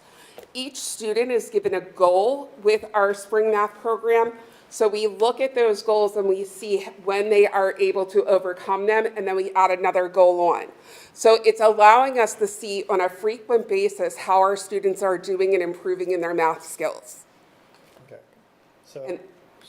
So it sounds like an assessment, the teacher is using it to assess progress over time. And it is. So our teachers use it to assess, that's the computer program part of it. The in-class part is all paper pencil for our students. And they track their progress as well. So the only online piece to this is really the part where our teachers are tracking their progress and they're able to see like over time. So they're not being tested through this, they're being still tested through paper pencil? Yes. The students? Yes. And Mr. Hall, just to make a clarification, when she was talking about video and consent agenda, that's 7.16, Dr. Hughes was kind of just referring to, we were taking a look at all of these contracts and then how they're being utilized, where the students may have to use the device, where at the secondary level, high school video is part of the course where they would still be utilized, and there'll be one-to-one utilizing those. And that's the high school. That's high school. So I wanted to come back and clarify that, because when you asked that question about what I thought we were talking about, it's one of the, I knew where Dr. Hughes was when she was talking about that. She was just talking about the overall contracts that were in the consent. Thank you so much, Dr. Hughes. I totally put you on the spot, but you're just that awesome. I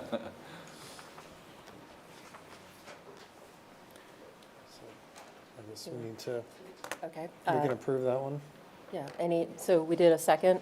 Yeah, we had a motion in a second. Yeah, I'll just say really quickly that I'm glad we're moving to pencil and paper, because we've used computer-based math programs at home, and one thing that I noticed was happening was the kids were not working out the paper problems on paper, and they were trying to do too much in their heads, and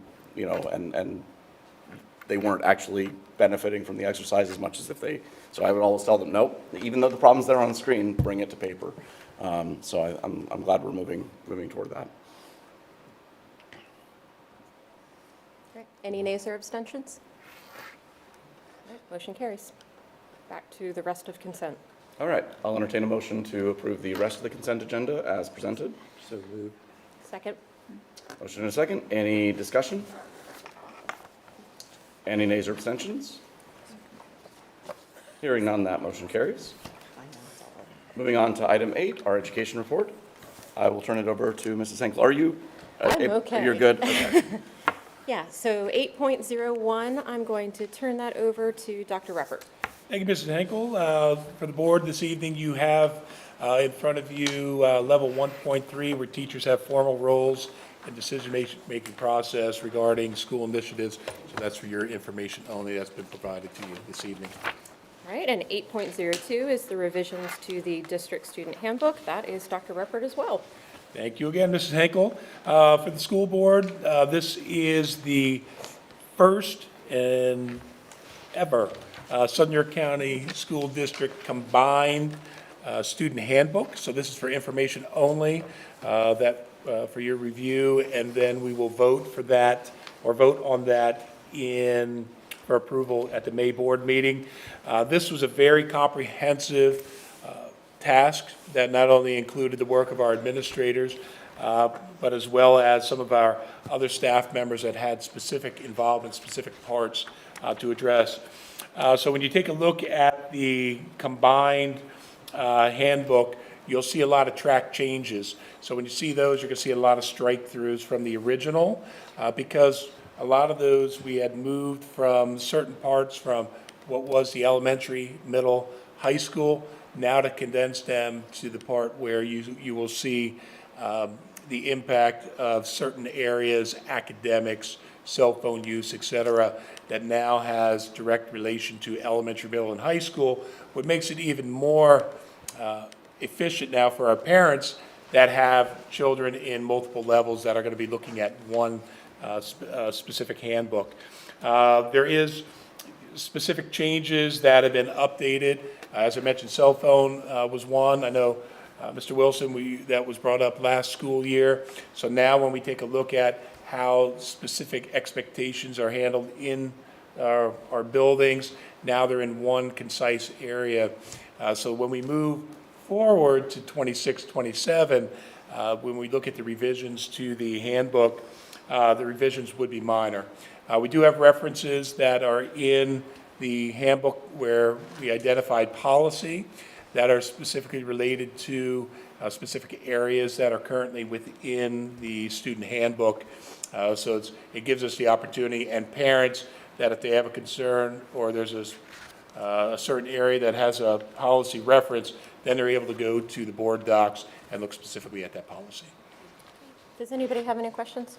I have one quick one. So there's a line in there that says, students who come to school in a private vehicle may be marked tardy / unexcused if they are late due to mechanical problems, road conditions, or delays due to construction and or accidents.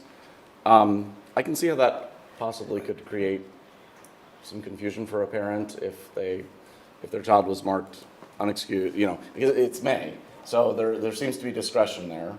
And I wouldn't, as a parent, necessarily know, well, under what circumstances, like, so I think we may want to try to clear that up, just because I think leaving it open like that is we should decide what are the circumstances and maybe more clearly define it. Because a lot of the tardiness is very clearly defined, but that particular piece is.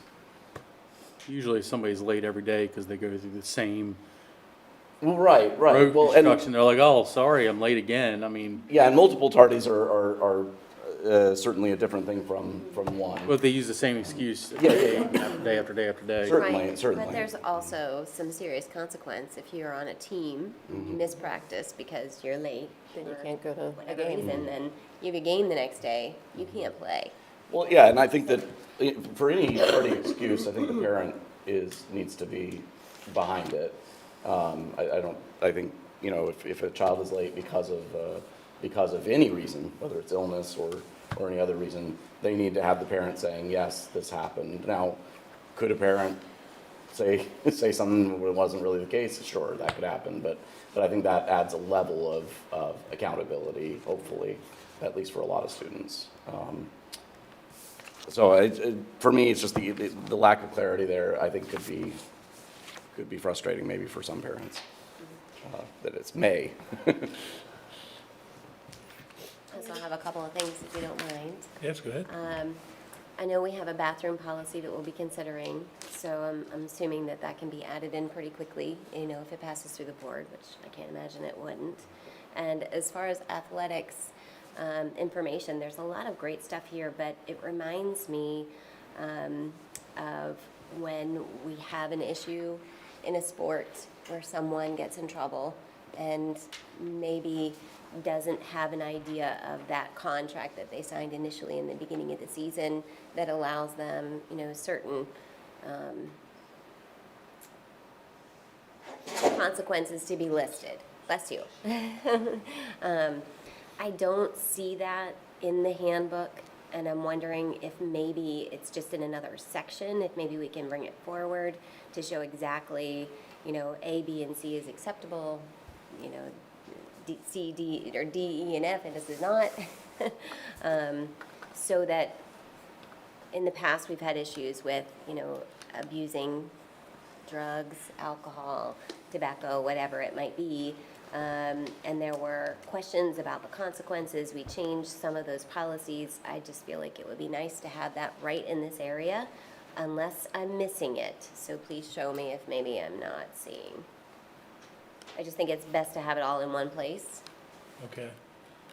I'll have to take. That's my thought. I'll specifically have to take a look at that. And you do bring up a question that I think I can highlight right now regarding policy. Yeah. Because I know the board at times will be approving specific policies. I know there may be some policies that are going to be on this next cycle Yes. that may not be approved Right. until June, which would be Yeah. the second reading. Uh-huh. And at this point, we're looking at the student handbook to be approved in May at that point. But I think we can speak to some minor revisions, especially regarding policy that may be in this next cycle that we can add to the handbook once those policies are approved. Sure. Through the second reading. Sure. At least to have it by the beginning of the year, right? When everybody's starting. Thank you. Those are the only two things that I found. That was a lot of reading in there. So the extracurricular contract is actually an appendix because it's a document that's signed by the student. So Okay. go to the table of contents, which is typically where we send folks because they're quick links versus trying to flow through X number of pages of the handbook to find it. I'm looking and I'm just not seeing it, Dr. Bryson. Is there a page that I need to look at? On mine, it would be 116. Which tab would that make it a quick jump for a parent? 16. I just don't see it. Yeah, the participate's on page 91 of the district student handbook, the clean version. Yeah, are you looking at I am looking at Oh, okay, so. the X'd out. Right, there aren't 116 in the clean version, so look at the. I'm looking at the draft. Okay, so Appendix C, extracurricular contract. Got it. Mhm. So if I'm a parent looking at that table of context, is that easy to find? Yes, in the table of contents, it is alphabetized, so Let me look. I believe it's on like the third page or so of it. Yeah, extracurricular contract is under E.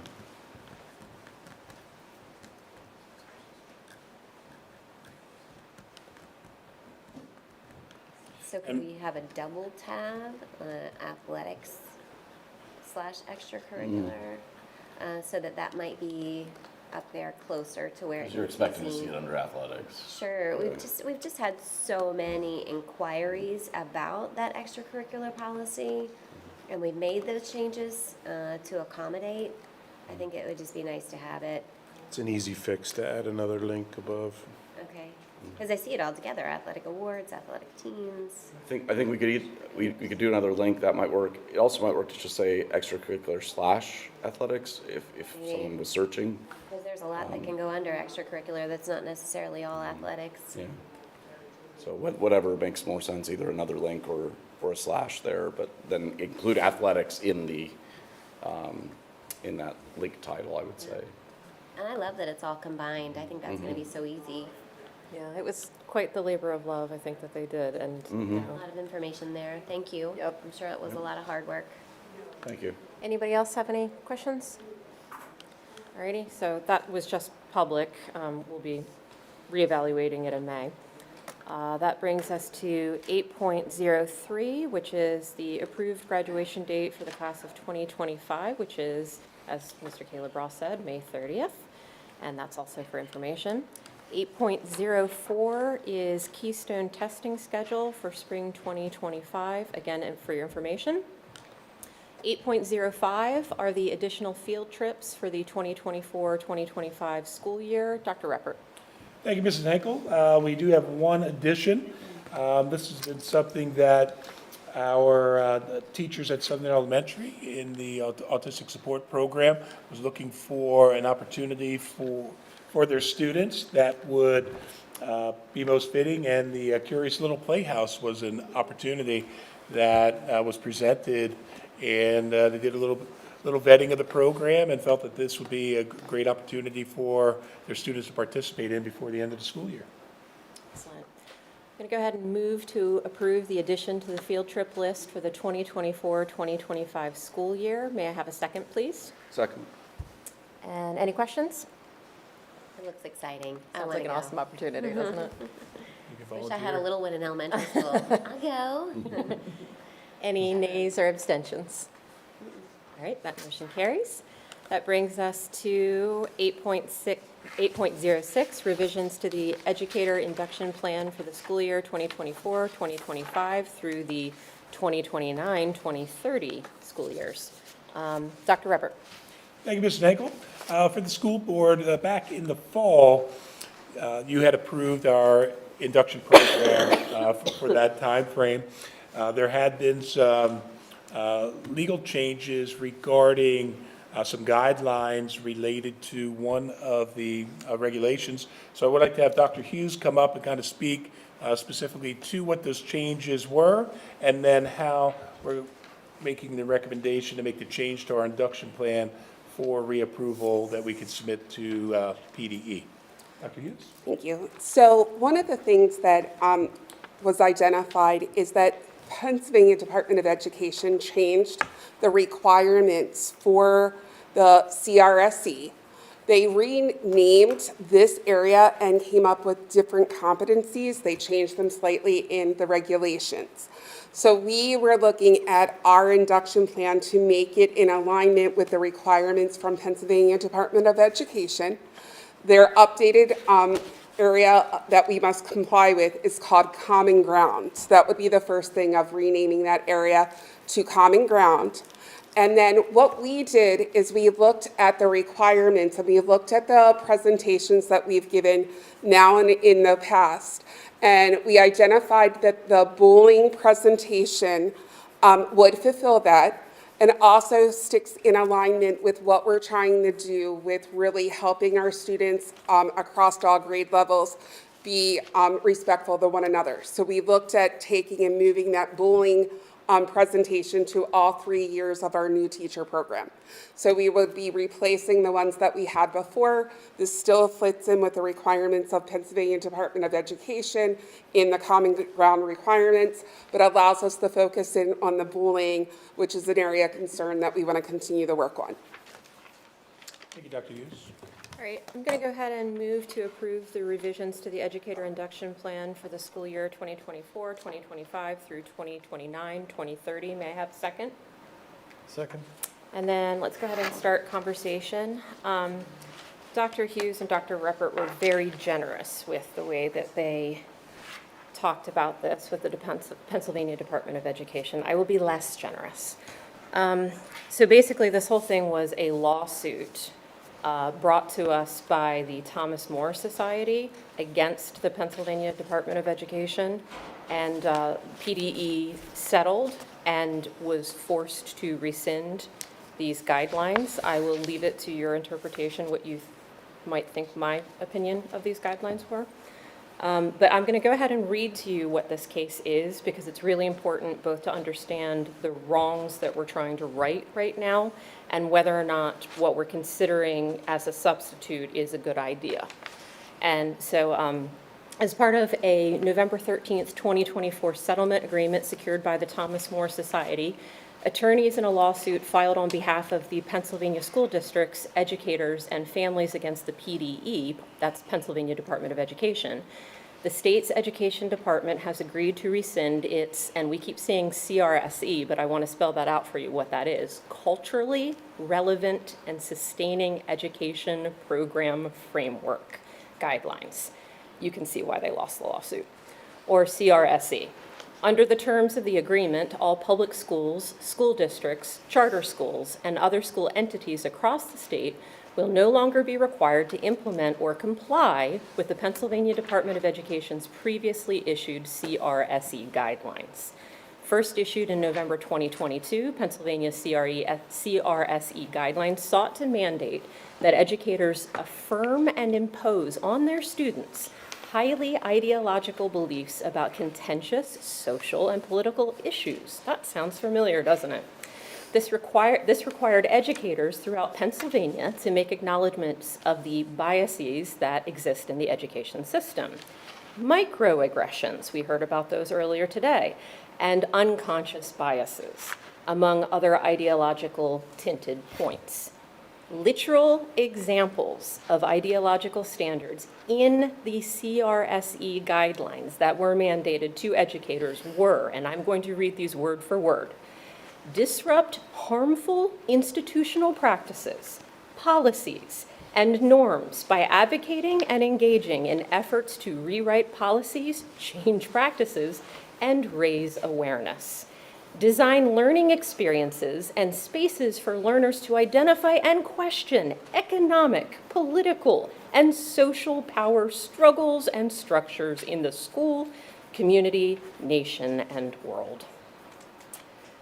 The plaintiff, the Thomas More Society Special Counsel, reacted and said, quote, "We are incredibly pleased with the settlement agreement, which forces the Pennsylvania Department of Education to rescind the state's culturally relevant and sustaining education guidelines, securing an important victory for Pennsylvania parents, students, and teachers. Our agreement is a triumph against the department's blatantly ideological and illegal attempt to inject woke activism into school curricula across Pennsylvania, which demanded educators affirm their belief in these ideological tenets and then impose the same upon their students." And so that is what we're dealing with right now. I want to also go ahead and clear the air. Our school district wasn't doing anything wrong when it came to doing what the law was saying. We were mandated. We had no choice. But the point is, we have a choice now. The mandate has been rescinded, but you can still do this if you want. And so it took a board member to point out that this case had been won by the Thomas More Society and that we don't have to do it any longer. And that just shows you, and that director was Miss Samantha Hall, that just shows you that what we have to do here, I mean, it's kind of crazy. It's not like the Pennsylvania Department of Education gives us an update saying that thing that we told you to do, yeah, we lost, you don't have to do that anymore. We have to be on our toes to know what flexibility we have and what we have freedom to choose. And so thank you, Ms. Director, Ms. Samantha Hall, for that. And also thank you for our district. The second that we said that, you know, we might want to go in a certain situation and give us something that we can look at. It took some time, but I mean, these frameworks do. And, you know, this is the first time we have the ability to right this wrong. So I'm going to go ahead and open up the floor to everybody else. Any questions you have? I surely won't be able to answer them, but perhaps somebody else can. So it sounds like CRSE is a different acronym for CRT. If I were hedging, I would say some people say, but I'm not in a hedging mood. Yes, that is CRT. Bill, thank you for pointing that out. So, clearly, that's not something that this board would want to be implemented upon our students or our teachers.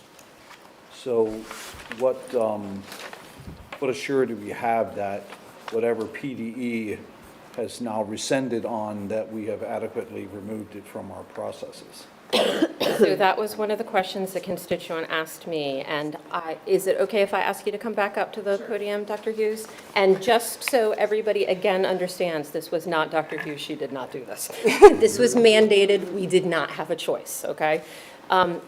One of the questions I had asked you on the phone was, a constituent asked me, will this just be a symbolic move? And how can they be assured that we really are truly getting rid of this nonsense?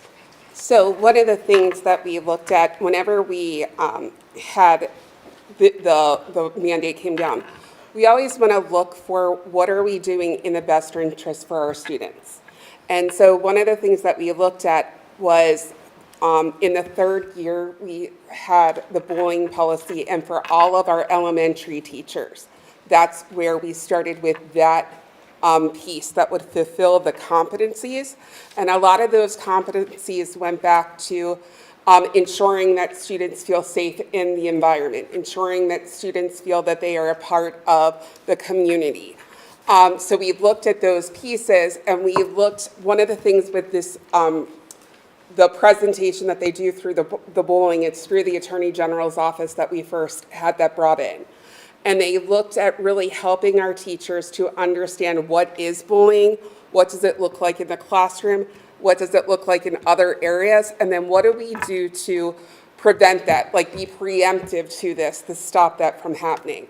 So a lot of those pieces, as we were going through, we were looking at the competencies that we're requiring, And we were identifying, it doesn't matter if a student is of a lower income. That's an area that sometimes, male, female, interaction. So we looked at all of those different pieces and looked at our community and said, what can we do to help this?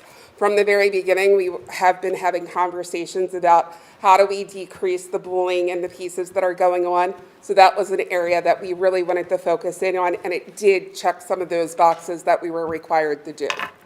And I'm seeing that in year 1, you guys are proposing to take out the entire class on Bias 101. I think that's a spectacular move. And then on year 2, if you look, every board director has a copy of this. It's advancing as culturally responsive educators. I can't tell you how happy I am that you're scrapping that. And then, does anybody else have any other questions? I just have a question about just the statement about common ground, that we have to comply with it, because in everything that I've read, it said that it's encouraged but not required. So I'm just trying to understand what we have to comply with. So I will tell you from PDE's viewpoint, and then I'll let Dr. Reppert talk from the lawyer's viewpoint. So when I called, actually, Pennsylvania Department of Education, and they said that while it was rescinded for the culturally relevant sustaining education was rescinded, that there were still common ground, is still an expectation that districts put that in place. So they're still having a requirement in that. So then I went to Dr. Reppert, who called our legal advisor so that we could get more feedback from a legal standpoint as to what that means. Thank you, Dr. Hughes. And Mrs. Hall, I think where we got the guidance was that the guidelines, according to the Thomas More case, we were no longer required, we were no longer required to utilize or follow, but the regulations were something, the regulation was the part that we still had to address. So the common ground does fall underneath that, but it gives us, as Mrs. Henkel indicated, the districts now have the flexibility to determine under the regulation as to what we would specifically focus on. And as a district, we determined that the bullying component through our teacher induction year 1, year 2, and year 3 casts such a large umbrella that when we take a look at what do we do to support our students from the teacher perspective in the classroom, on the playground, things that they might hear that are occurring, in the hallway, then we're equipping them with the skills to help address those, as opposed to looking at, specific groups of, as, we're looking at bias or the culturally relevant sustaining education, which was in year 2. It now gives us the ability to focus specifically on that bullying as a piece. And we do have a board policy on bullying and cyberbullying that is shared by board policy every year, does get reviewed with all staff members at the beginning of the school year, but that's for our staff members that have been with us, they get that year after year. But now we're focusing in on our new teachers, year 1, year 2, year 3, specifically on strategies to, help make our students feel safe in the classroom. So could you differentiate for me between the guideline and the regulation? Well, specifically the guidelines, as Mrs. Henkel had initially spoke about, I believe there were 8 guidelines or so. Well, there's a number of guidelines that were specifically in there that we were required at one point prior to make sure that we had implemented within our teacher induction plan. Those guidelines now are no longer required for us to utilize, to focus on, whereas now we have the flexibility to determine what we want to include within our induction program. What were those 8 guidelines? Do we have? I do not have those specifically. I don't have that in front of me. I can look, specifically what those guidelines were in the regulation that provided that as an area of focus. So the part where I'm struggling is not with the bullying piece of it at all. My issue is that it looks to me like PDE took CRSE and put a new name on it, and the changes are very slight. And so while we're not opting to do any of these things, the thing that is making me nervous is that we feel that we have a requirement that we have to follow some of them. So to the point that was made earlier with the, okay, so I just want to read the difference between these two things, okay? So CRSE, the competency was to identify, deepen understanding of, and take steps to address bias in the system. Now, I know this is not what we're doing, but I'm just trying to sort of illustrate my point. So the competency was disrupt harmful institutional practices, policies, and norms by advocating and engaging in efforts to rewrite policies, change practices, and raise awareness. I don't really understand what this has to do with teacher induction, but listen to what the rewrite is for the common ground. Identify institutional practices, policies, and norms that may be harmful by advocating and engaging in efforts to rewrite policies, change practices, and raise awareness. They changed disrupt harmful to identify. I mean, it's the same thing, and I don't understand how, when the lawsuit was about them not having the authority to be able to do this, how we could say that we are required to do it when the lawsuit said that it wasn't. So this is where I'm struggling. It's not on the bullying piece of it. It's trying to understand what the difference of the guidelines and the regulations are, because honestly, it's all circular. I feel like all those terms can be interchanged with each other. So I don't know if anybody else has any other thoughts on that, but that is where I'm struggling. I do, I mirror that, and that's what I would call a symbolic win, but not real. Well, the question is, I guess, so we're not obligated to follow either of those, either the earlier one or the later one. So the question, I guess, is, I see two things, so in the program outline, I see two things that were removed. The Bias 101 and the Advancing as Culturally Responsive Educators, I guess, are we saying that the disrupting and now identifying, was that part of those? Was that was where those were found?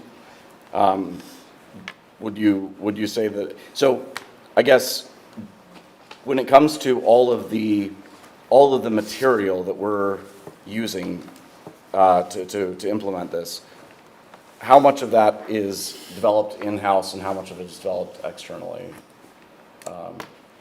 The bullying, Well, all of it. all of them were yeah. through the Attorney General's office. Most of it's developed through the Attorney General's office? Are you referencing the whole induction plan or just that? Just the bullying for now. Well, I mean, The Bias 101. the pieces we took out, the pieces that are staying in, I suppose there are some that probably are not that interesting, like, food services and lunch, it's probably not in that one.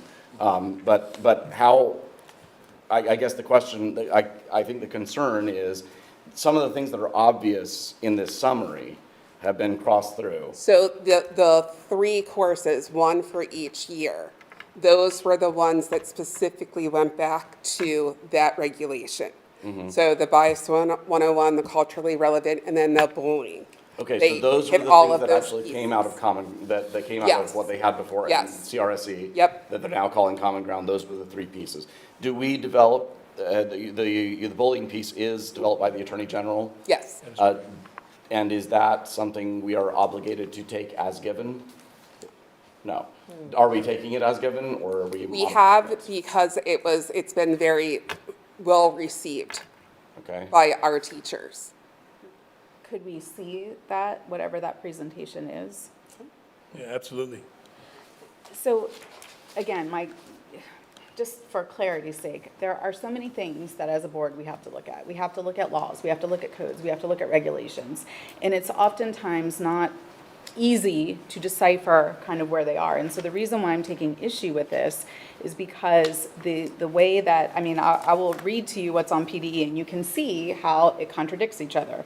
So on the first footnote, they have common ground refers to the department's term that encompasses the state board required culturally relevant and sustaining education competencies and standards defined in the school code, right?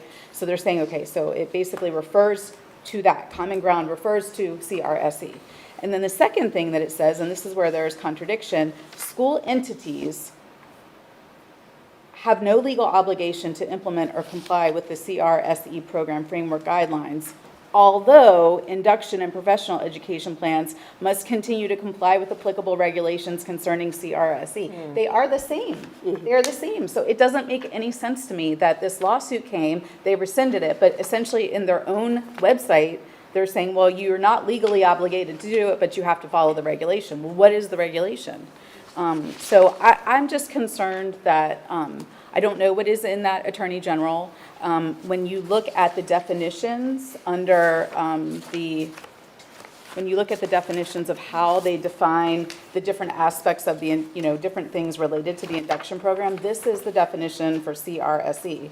Education that ensures equity for all students and seeks to eliminate systemic, institutional, racial, and cultural barriers that inhibit the success of all students in this Commonwealth, particularly those who have been historically underrepresented.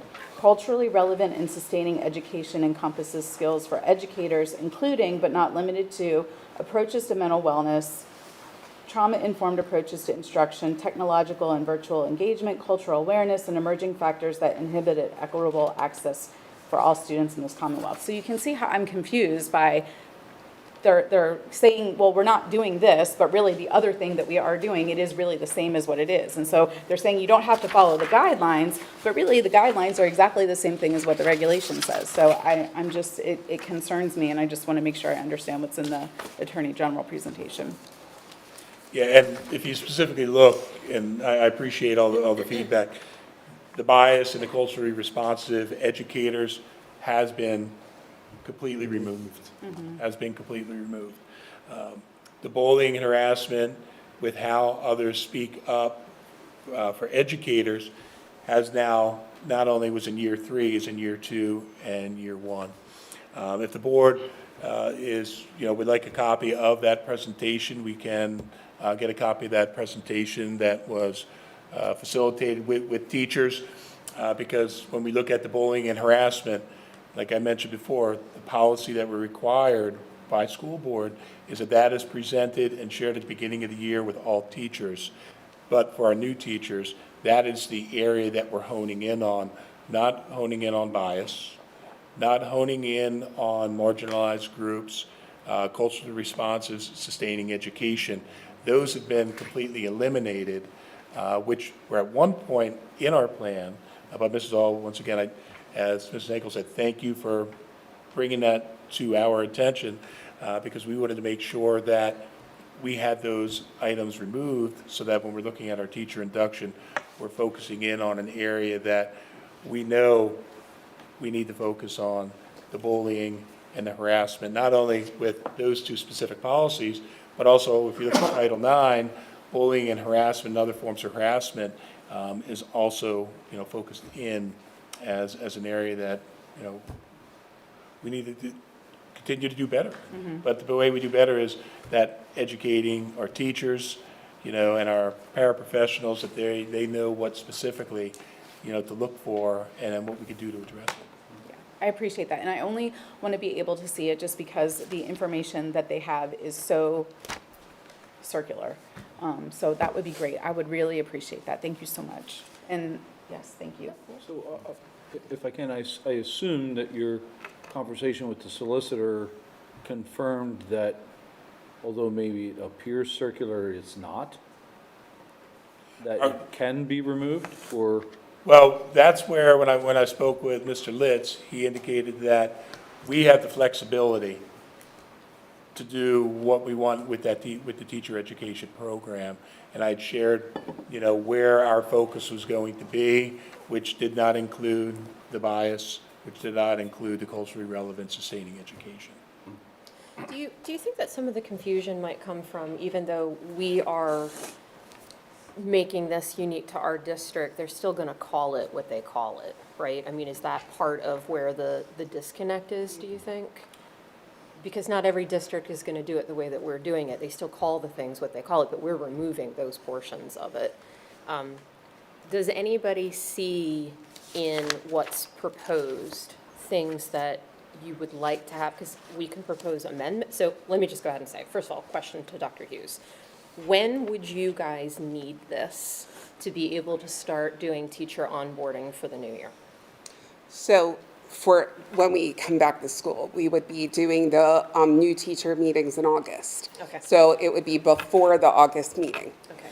So we could table this until May if there's a need. So we could table for- it, we could pass it with the understanding that we're going to come back. I will say what gives me pause about not tabling it, but I'm open to what other people want to do. I don't want another day of this hot garbage, not another day. And I'm okay with going ahead and passing better to then next month make best. I'm okay with that.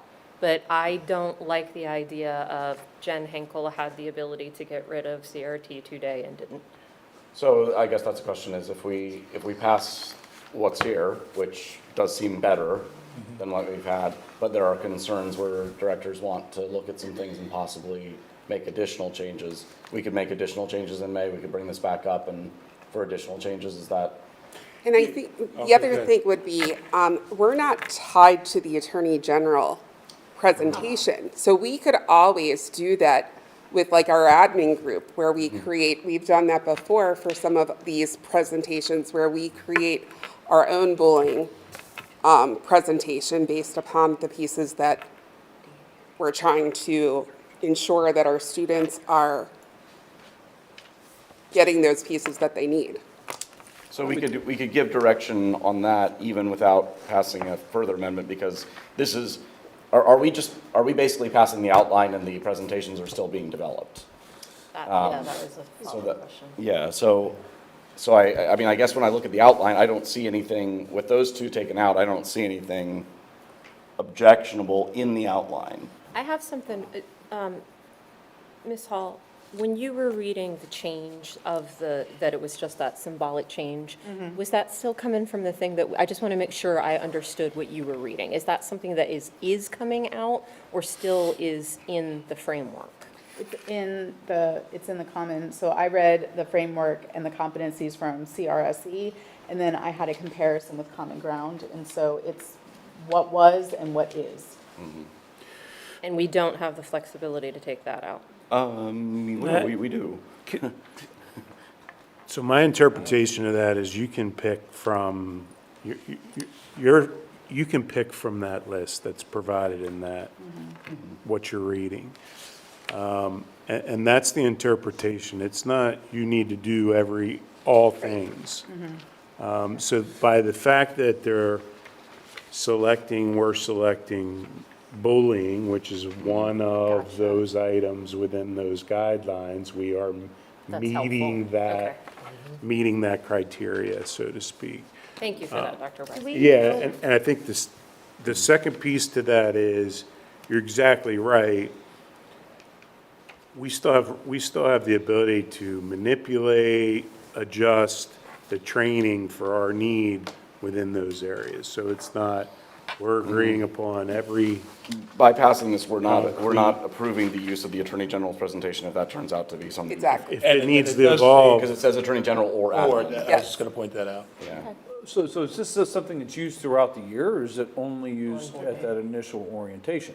So this is new teacher induction, so it's a combination of both. We start out year one, beginning of the year, and they have additional training beyond others.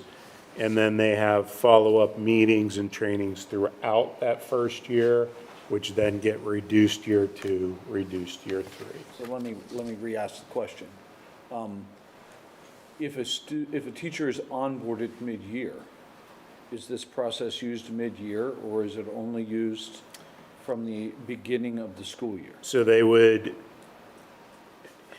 we would still have them potentially if they're a full-time employee versus a long-term sub. That, it makes a difference, but we don't start it with that person mid-year. They might come to the first-year teacher meeting, but they'd still have to participate in that beginning section the following year to come. Okay. So they're required to do the whole. So pass or not pass, pass or table tonight, its implication isn't felt until August, either way. So in that, having the opportunity to see the boiling component, which at face value, I would say I'm 100% for, but still being able to see that bullying component and, you know, understand its totality in light of the other things that are being removed, I would be in favor of tabling it if it has no implication until August. If it had implications immediately, that would be different. Well, The implication would be that we have a document that our district says that we require today, Like, still. I think- Let me bring back again, if we wanted to make further changes to this in May, we could. Yes, and what I would say specifically to that, if there's any changes, on our part, once it gets approved by the board, we would then resubmit this to PDE to replace the previous one that we currently have on file with PDE. So we do table and get some additional feedback, we can make those changes, because this will really just focus on, as Dr. Hughes said, what we will start next school year with, not only for our year one teachers, but we also start next school year with our year two teachers, and then we also start with year three. So, you know, we do have time, you know, if we're looking at specifically how or what that bullying and harassment, you know, if we're going to use the Attorney General, or if it's something that we develop administratively, which we have done in the past, it does give us we still have time to do so. But currently what we have, you know, approved by PDE was what was approved by the board this past October, which was the plan that included those other two components in year one and year two. If that makes I guess my view would be, the only reason to delay making a positive change would be if it cuts you off from making further positive changes, and it sounds like that it wouldn't. We could again amend, if we looked through this and said, oh, you know what, this thing, I didn't realize what this acronym stood for, and actually that's something I don't like, we could come back in May and make those further changes. So I think a positive change is a positive change, unless there's anything about this that seems to be moving in the wrong direction. I'd be in favor of passing it tonight if we can make further changes. Obviously, we don't want to stretch those out too long. I'm ready. I'm not in favor of tabling. Yeah. Could I ask that on a future version of that, for that bullying, if we tie, like a mapping, so could we tie it back to which competency it refers to? Because I'm looking at them and I can't immediately see like where the bullying would fall into place with the competencies they have listed. So that would be helpful, just so I can map it. And I had another question unrelated to that.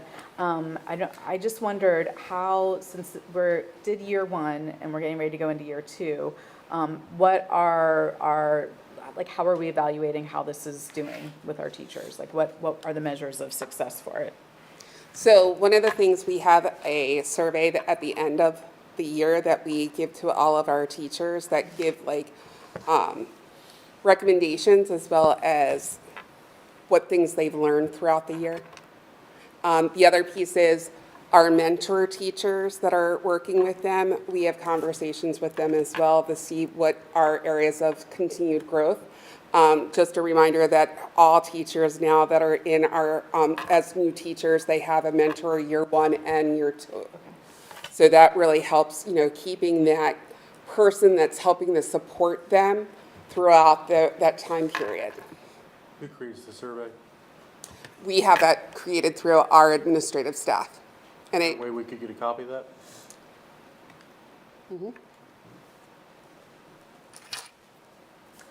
Any other questions? All right, is anyone making a move to table?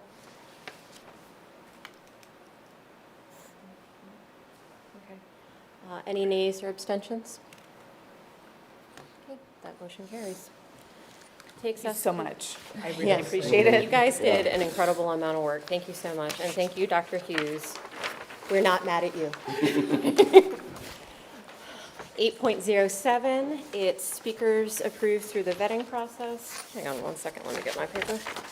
It is just information, and you can see on the agenda those speakers. I don't have anything to add. Dr. Reppert, do you have anything? No, Ms. Stenkel, I do not have anything to add. Okay. 8.08, Stage 1 curriculum maps as district-wide master maps. Dr. Hughes, you get it again. Have the Yes. floor. Okay, so we have quite a few maps this month. So Kat, if you would bring up personal finance for us. So the map that we wanted to highlight tonight is personal finance. Our business department actually went through in the last couple of months, they've been working on this to the new standards that PDE put out. One of the things that is really exciting about this is that this is an area that when we were doing our comprehensive plan, our community spoke very loud and clear about how they wanted to see more of this. So we are looking at all types of activities to be able to bring in more and more personal finance. But this actual course is something that really helps our students to be able to see really how to manage money and those pieces along with that. You'll be seeing things in the future also continuing to look for what we're doing at our elementary and our middle school. So in addition to the personal finance, we also have this month advanced video production, Algebra 2 honors, engineering, power, transportation, technology, English 9 honors, foundations of construction, high school band, high school concert choir, high school orchestra, library media, kindergarten, first and second grade, Metal Tech 1, middle school concert band, middle school orchestra, music theory, robotics 1, and wood tech 1. It has been a very, very busy couple of months. I have to, first of all, tell our teachers, thank you from the bottom of my heart for the hard work that they are doing. Just to give you a little bit of a practice as to how this happens. So our teachers, whether they're working in small groups or even sometimes with just 2 people, they're creating this map based upon understanding by design. So we do a training with them on what is understanding by design. They create the maps, they go through and they put each unit in. So and our maps go from anywhere from 1 unit to sometimes up to 15, depending on the course. Our music classes had quite a few units. But then once they have that completed to their understanding and say this is solid for them, they give it to me. I go through every unit and look to make sure that everything is written in the understanding by design language. So is an understanding truly an understanding, a knowledge piece, skill, and essential question. From there, we have conversations back and forth as to questions, hey, do we want to do this? Is there something over here that we need to change? Then it gets sent back to them for a final review. It goes through 2 audits to make sure that spelling and other things are all in complete agreement. And then it comes to you for approval. And then once approved, it gets published to the website with our blueprint, our curriculum blueprint.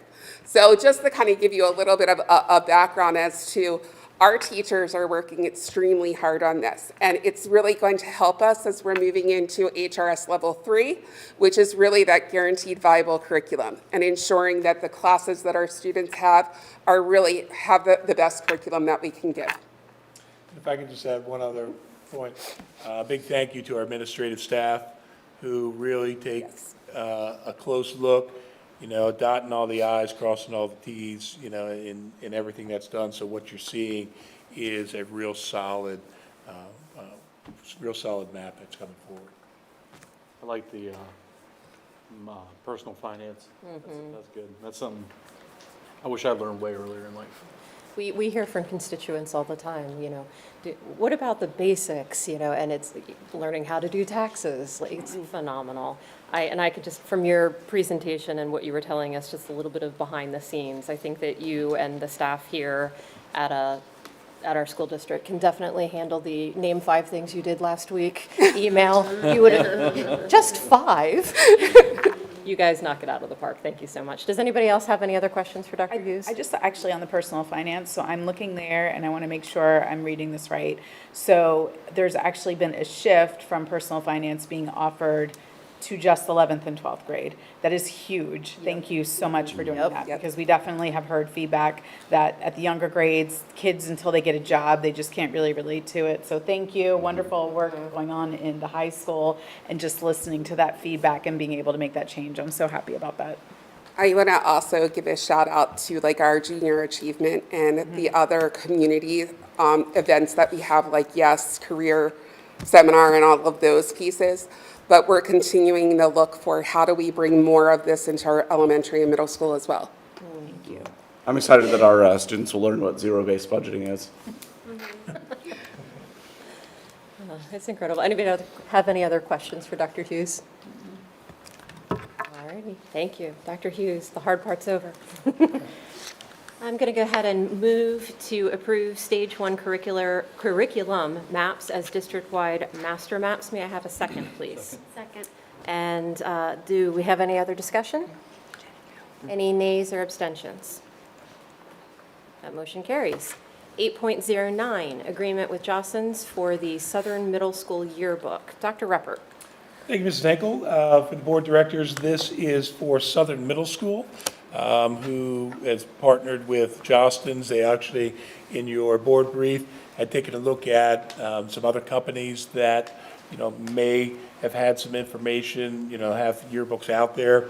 Based on the feedback and the vetting, that the middle school would like to continue to utilize Jostens as the vendor for their yearbook for the next few years.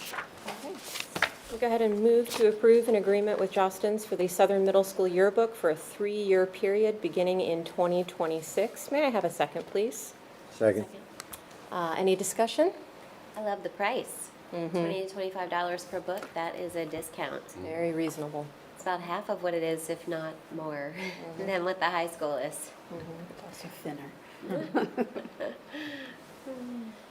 Anyone else? Any nays or abstentions? That motion carries. That brings me to 8.10, other items of business. I have none, but Dr. Reppert, I hear you have one.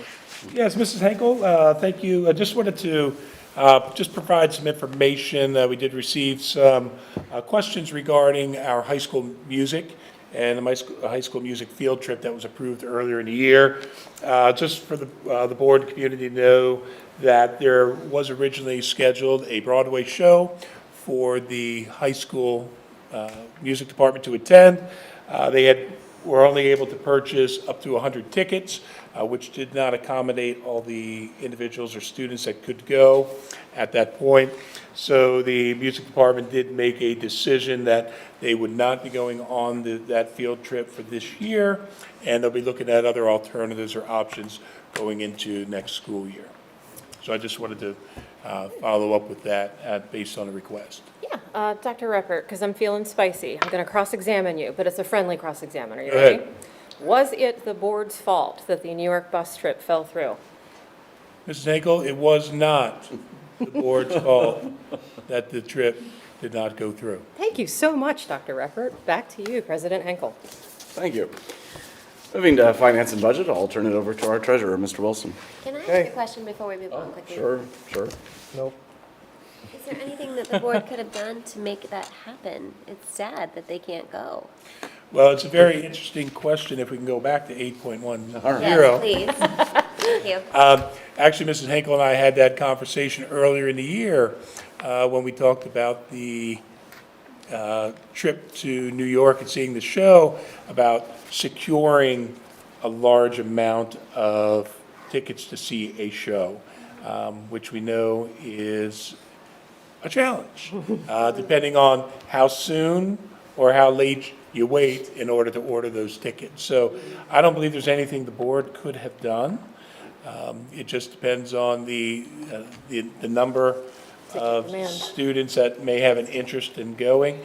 So I do know that we'll be working with the music department as they're forecasting into next year to take a look at student interest, take a look at numbers that they're looking at, and then looking further into the future of securing, the amount of tickets that would be necessary. This is the first I'm hearing about it, so it's sad. Is this but a I'm one-day glad trip?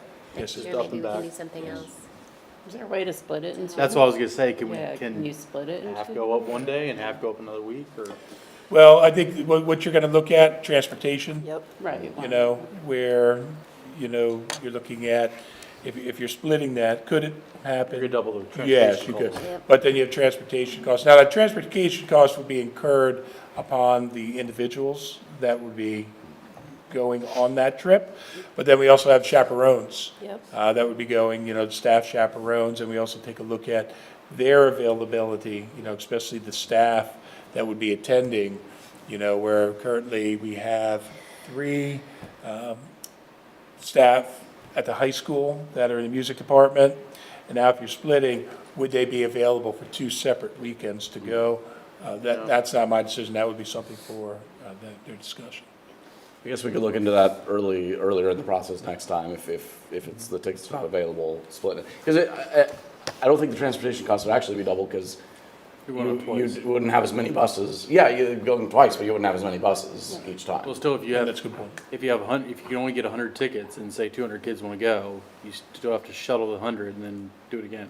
Right, but each bus holds how many? 200 at once. Yeah. I'm just gonna throw in it, the advisors are the ones that own this, and they're gonna plan it and do all that. Yeah, and yeah. that- Like, Just I throwing out hear ideas. every, Yeah. but they'll get it done, and I think the other piece to it is they do separate trips as well, where a band might do one, orchestra might do one, chorus might do one. It becomes a bigger challenge when they wanna combine all together and Yeah. try to do it, so. But I know they're on top of it, and they're the ones that have to actually go and support and do and collect the money, so I'd like them to really come up with those solutions and follow through, so.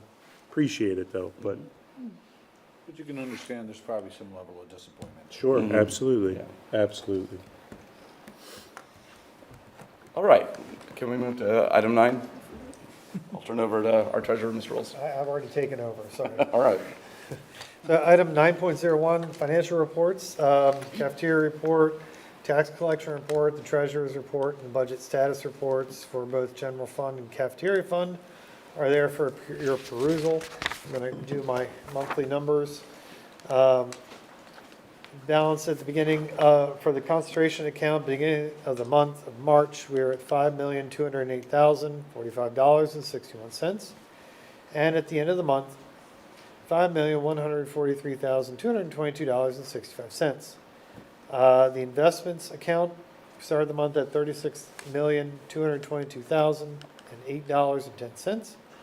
And the balance at the end of the month was $32,520,916.16. So the rest of the information there is there for your review. 9.02, review of bills for payment. I'm going to make a motion to approve the bills for payment as presented. May I have a second? Second. Any questions or discussion? Hearing none. Any nays or abstentions? Hearing none. Motion passes. 9.03, exonerations and refunds. We have none. 9.04, I'm going to make a motion to approve the budget transfers as presented. May I have a second? Second. Any discussion on this? Mostly these were some overages due to snow removal, some LIU service, and athletic equipment overages.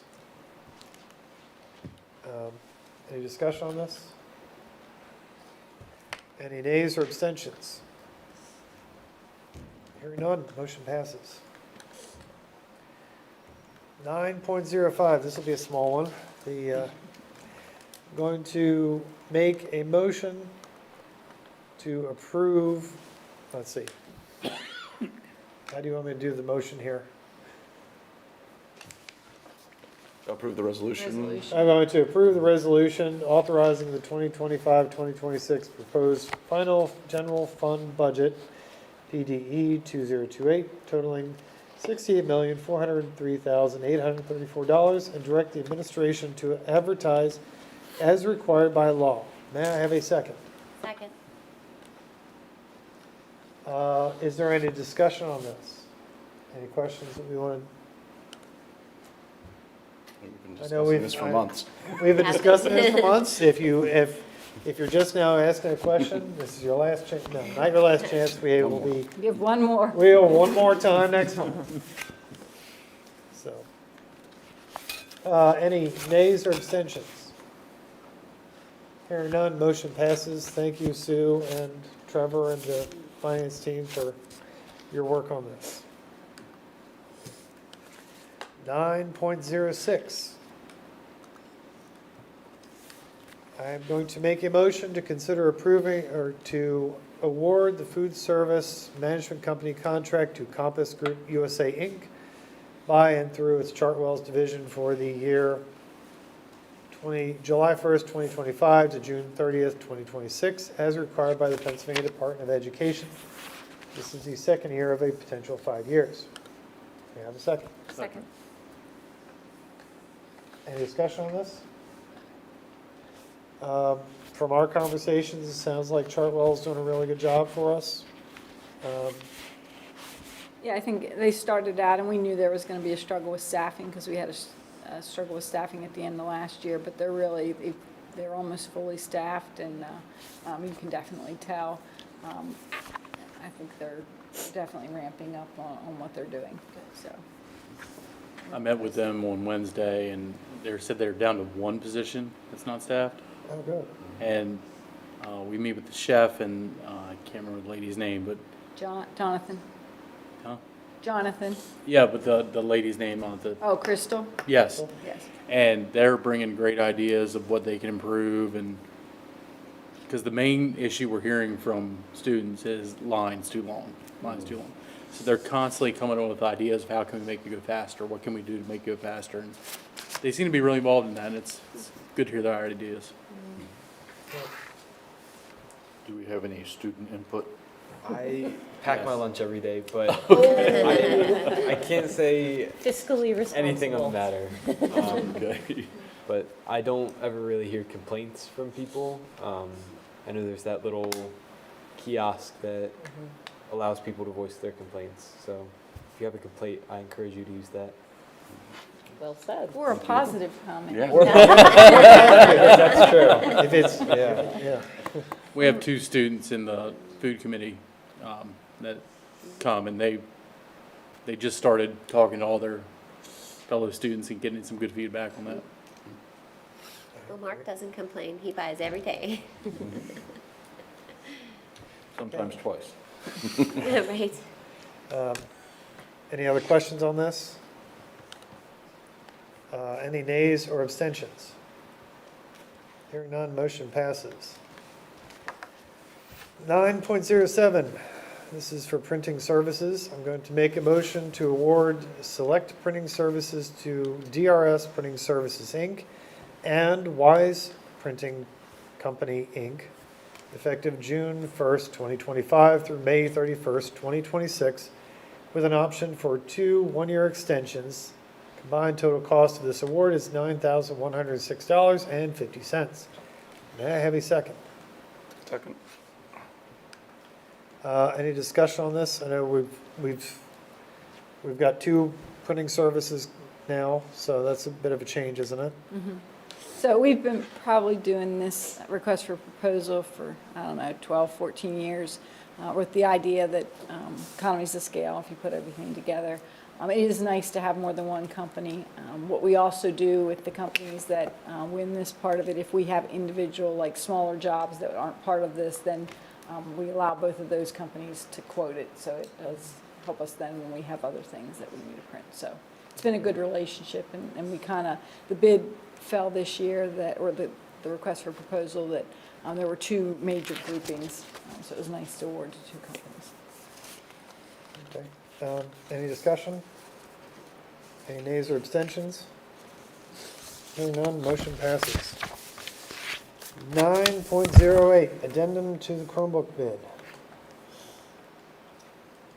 I'm going to make a motion to approve an addendum to the Chromebook bid and replacement plan for the 2025-2026 school year. May I have a second? Second.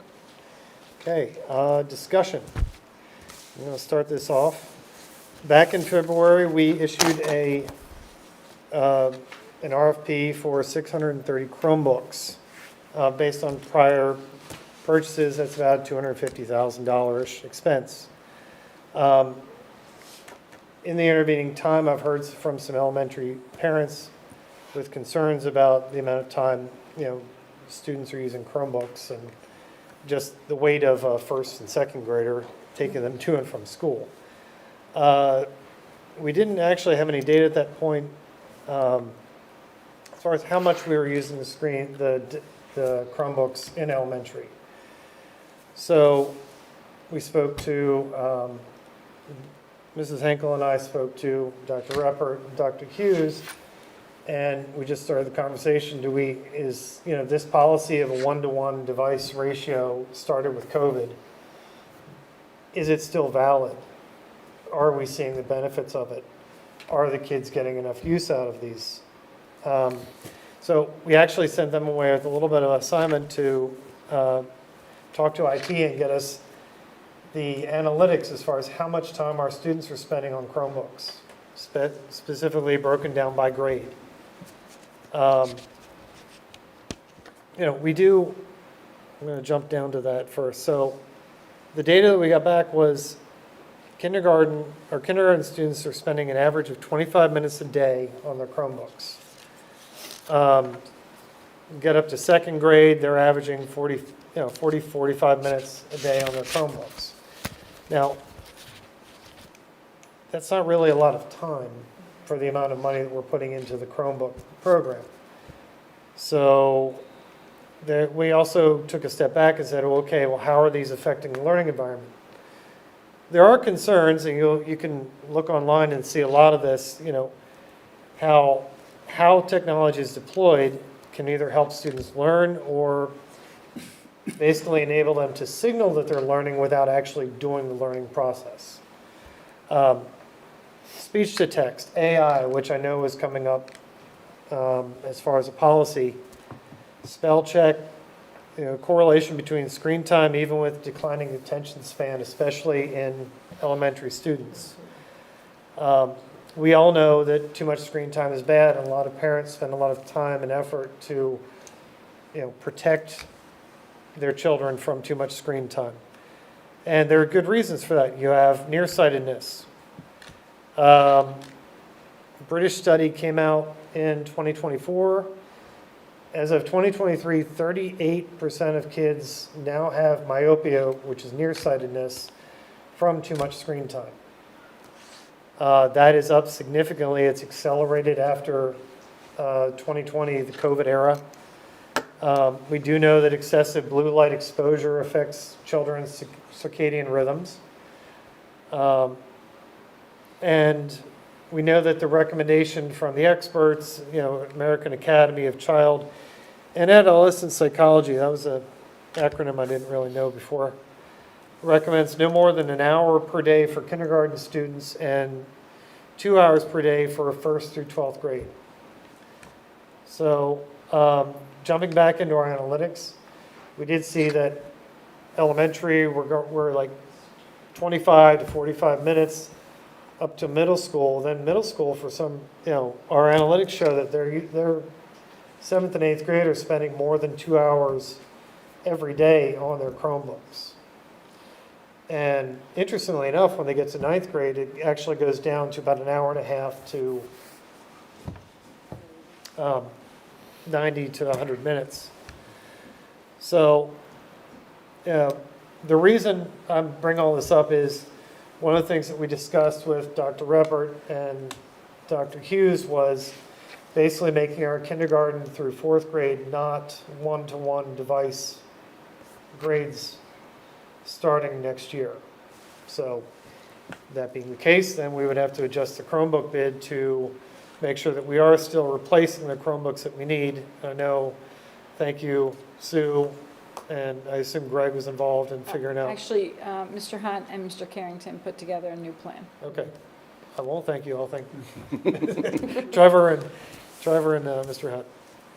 So that's adjusting this Chromebook bid is basically, we want to signal to the community and to the teachers that our intention is to go to a 2-to-1 device ratio in kindergarten through 4th grade, which through our conversations with the administration indicate that will work.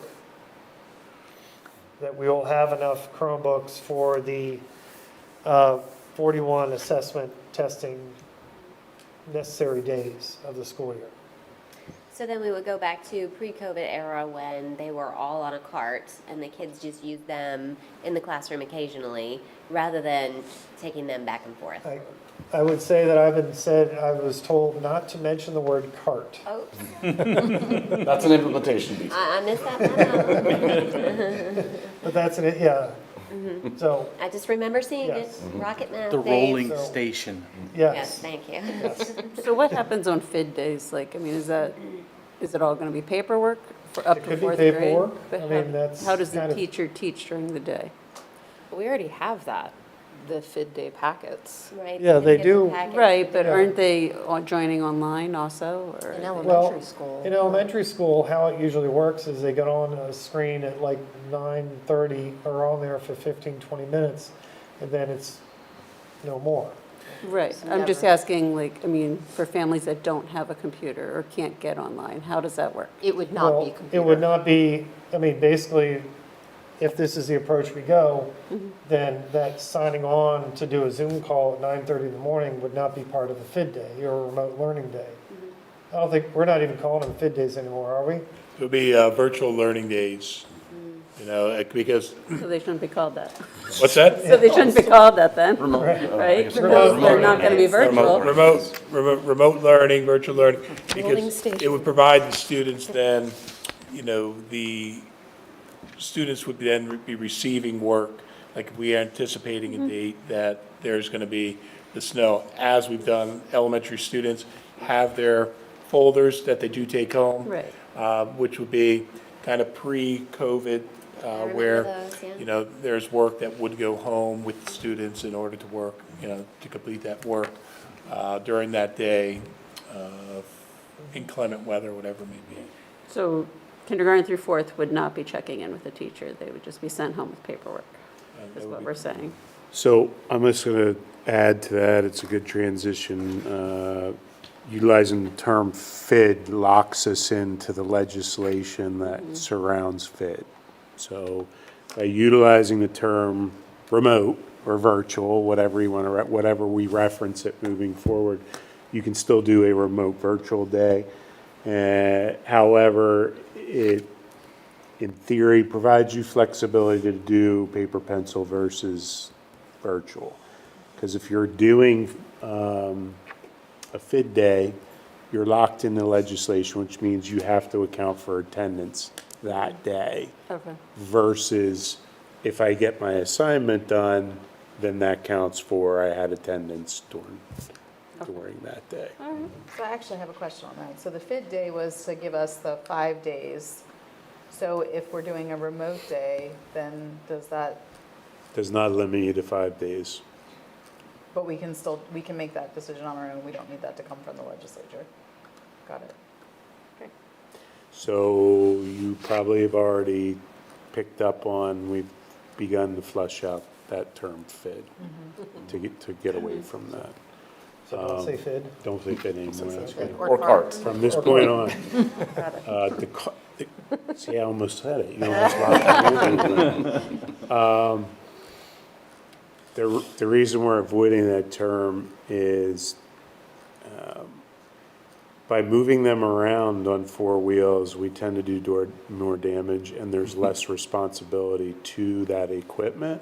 Meaning, use it for a period, and then, hey, it's somebody else's, and all of a Gotcha. sudden, I get the 25, and 4 of them aren't working, and so, which is okay, because most of how we implement now, and you can see the minutes, I mean, literally, from K to 4th grade, you're looking from 24 to 44 minutes or somewhere in that neighborhood. Honestly, we utilize them in small group anyway, so you might be utilizing 6 devices in this group over here, throughout the day, kids are rotating through. So we're more than likely looking at, let's say, 10 devices, 12 devices per room, and they stay there. That way, we're not moving them, we're not. And then when you have PSSA assessments where we would need them, we combine grade levels at the primary so that we start the assessments at third grade will be okay. 3s and 4, we combine, we still have extras. Or if we're doing diagnostic testing, which might be half hour, 40 minutes, again, we're just gonna have to schedule where we combine them. So I think administratively, we're okay with the plan. Might add to Greg's plan a little bit. We wanna roll it in, just because of the age of the devices. It's not as easy as just yanking half the devices out of grades K for 4 next year and redeploying them. We're gonna create other issues that way. So it's more of a 3-year, 2 to 3 year, at the end of 2 to 3 years will be the 2 to 1 devices at the element. Yes, I can add a little bit to that. So the original plan that we had, if you remember, we've been phasing that in. So I know sometimes we get away from the presentation, but that wasn't actually supposed to be phased in until the 27-28, fully phased in until the 27-28 school year. So we were still working on phasing that in. This new plan would not be 100% phased in until 28-29, just based on changing gears a little bit. So we are also working, and I won't say the C word, but we are working on getting equipment that teachers might need in order to have like charging stations. So we make sure that the devices are charged and it's easy for the teacher to do that. They So make a carry. right, yes, rack. yes. So they're carrying racks or other Oh, rack. things. Oh, So rack. here- Okay. Does the rack have wheels? We have purchased. No wheels. We've ordered a couple of those so that we can deploy them and get feedback before we would get those for all the elementary schools and all the grade levels. So I know our folks are working on that now. So as we work through it, just want to put that out. It's really what the plan does is it allows us to make sure that our devices are 1 to 4 years old. We do put 5th-year devices in kindergarten when we get to that point, because again, they use it at that 24 minutes. But they're good 5th-year devices. The other thing with elementary I want to say out loud is they're still going to be 1 to 4 year devices. I know some of our longer-term staff, there were times when, we get the new stuff, it goes to the upper grade levels, and then when it gets older, we send it down to elementary. That is not what this plan is. It's still new devices at the elementary level. Instead of deploying them in 1st grade, which was the original plan, we will deploy the new devices in 4th grade and then push them down. But they will still be 1 to 4 and under warranty. So we will still make sure they're good devices for all of our students. If I understand you correctly, you were talking about the financial implications. We were easing into that, and this will still be, you said 2028 is when we? 28, 29, we would be Okay. completely in. But the 2 to 1 implementation happens next year? Yes, but it won't be, so we have this beautiful color-coded plan, they did such a great job. So the colors won't be exactly on the lines they're supposed to be until 28, 29. Gotcha. So for instance, eventually those the good 5th-year machines will be in kindergarten, and they'll be purple for every year. But because of COVID money and us phasing it in, for the next 2 years, they'll have 2 and 3 year machines. Okay. And they always were going to, because we don't have any 4th and 5th year machines because of how we want them originally. But the idea is to really get it to a point where we make sure we have those good machines in each grade level, and we have, for a budget standpoint, it's an even amount each year. So we don't have these huge, like we need 300,000 this year, next year we need 50,000, like that causes budget uncertainty. They did a great job with transitioning that. What's the estimated savings on this? Do we have that yet? The addendum that is here to be approved is going from 630 down to 460. 60. Okay, I knew we were. Yeah, so it's about 170 machines. The one thing we don't know, with all the tariff talk and everything, so when the bids come back in, based upon the dollars prior to all that, probably 50,000, but then when we buy that other equipment that doesn't start with a C, we're gonna need some money for that. So we were thinking like 35,000. This year. But that's gonna be per year, so that's not a one-time thing. That would be going forward, we would be reducing the number of devices each year compared to the current plan, yeah. And the equipment that doesn't start with a C, that's a one-time purchase, so that reduces the savings this year, but we'll realize more savings in future years as well. Well, we don't know the longevity of those things that start. But we're not having to buy them every year. Right, They're- right, we're expecting right. it to last a while. Yeah, they should last a while, and again, keep our fingers crossed. We do have a lot of vendors that are interested in the bid, but there's a lot of uncertainty, obviously, surrounding right now, so we'll see. So we'll put that addendum out, and we pushed it to, I think, like coming in the 29th, so we'll have of April. So we'll send it out tomorrow then.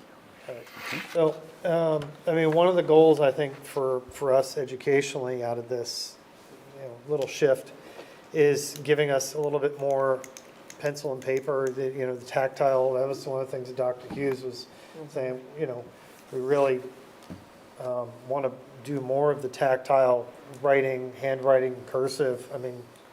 Cursive alone, the benefits of motor skills and eye-hand coordination in elementary students is, would be very worthwhile to do more of. So, any other discussion on this? I would just like to thank Dr. Reppert and Dr. Hughes. When we brought the idea to them, they just jumped right on board. And it really does show the collaboration between the district and the board. And thanks to Joe, this was your brainchild. And I know that this is your passion. And thank you for saving the district money and for providing better education for our students. All right, you're welcome. Yeah, thank you. Yes, thank you, Dr. Ruppert. I thank Dr. Hughes, but she snuck out before we got together. She's probably still listening. Yeah, This is recorded. Thank you, Dr. Dr. Hughes, Hughes. can you please come to the podium again? You haven't been in my section yet. Okay. Any nays or abstentions to this?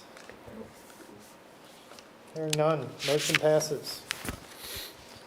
Thank you. 9.09, other items of business. I have none. Back to you, President Hinkle. All right.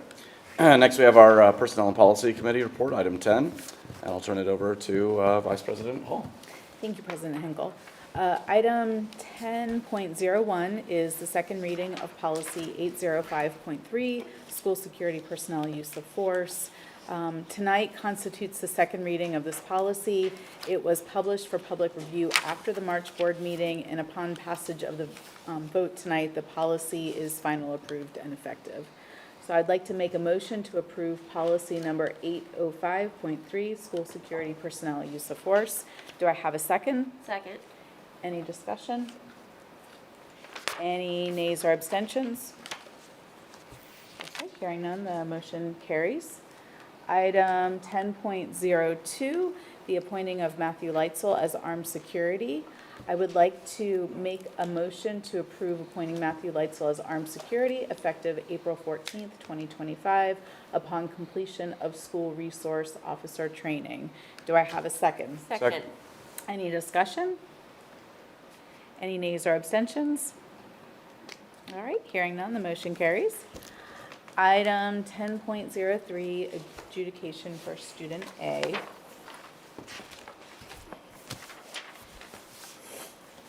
The Board of Education to consider approval of adjudication for student A.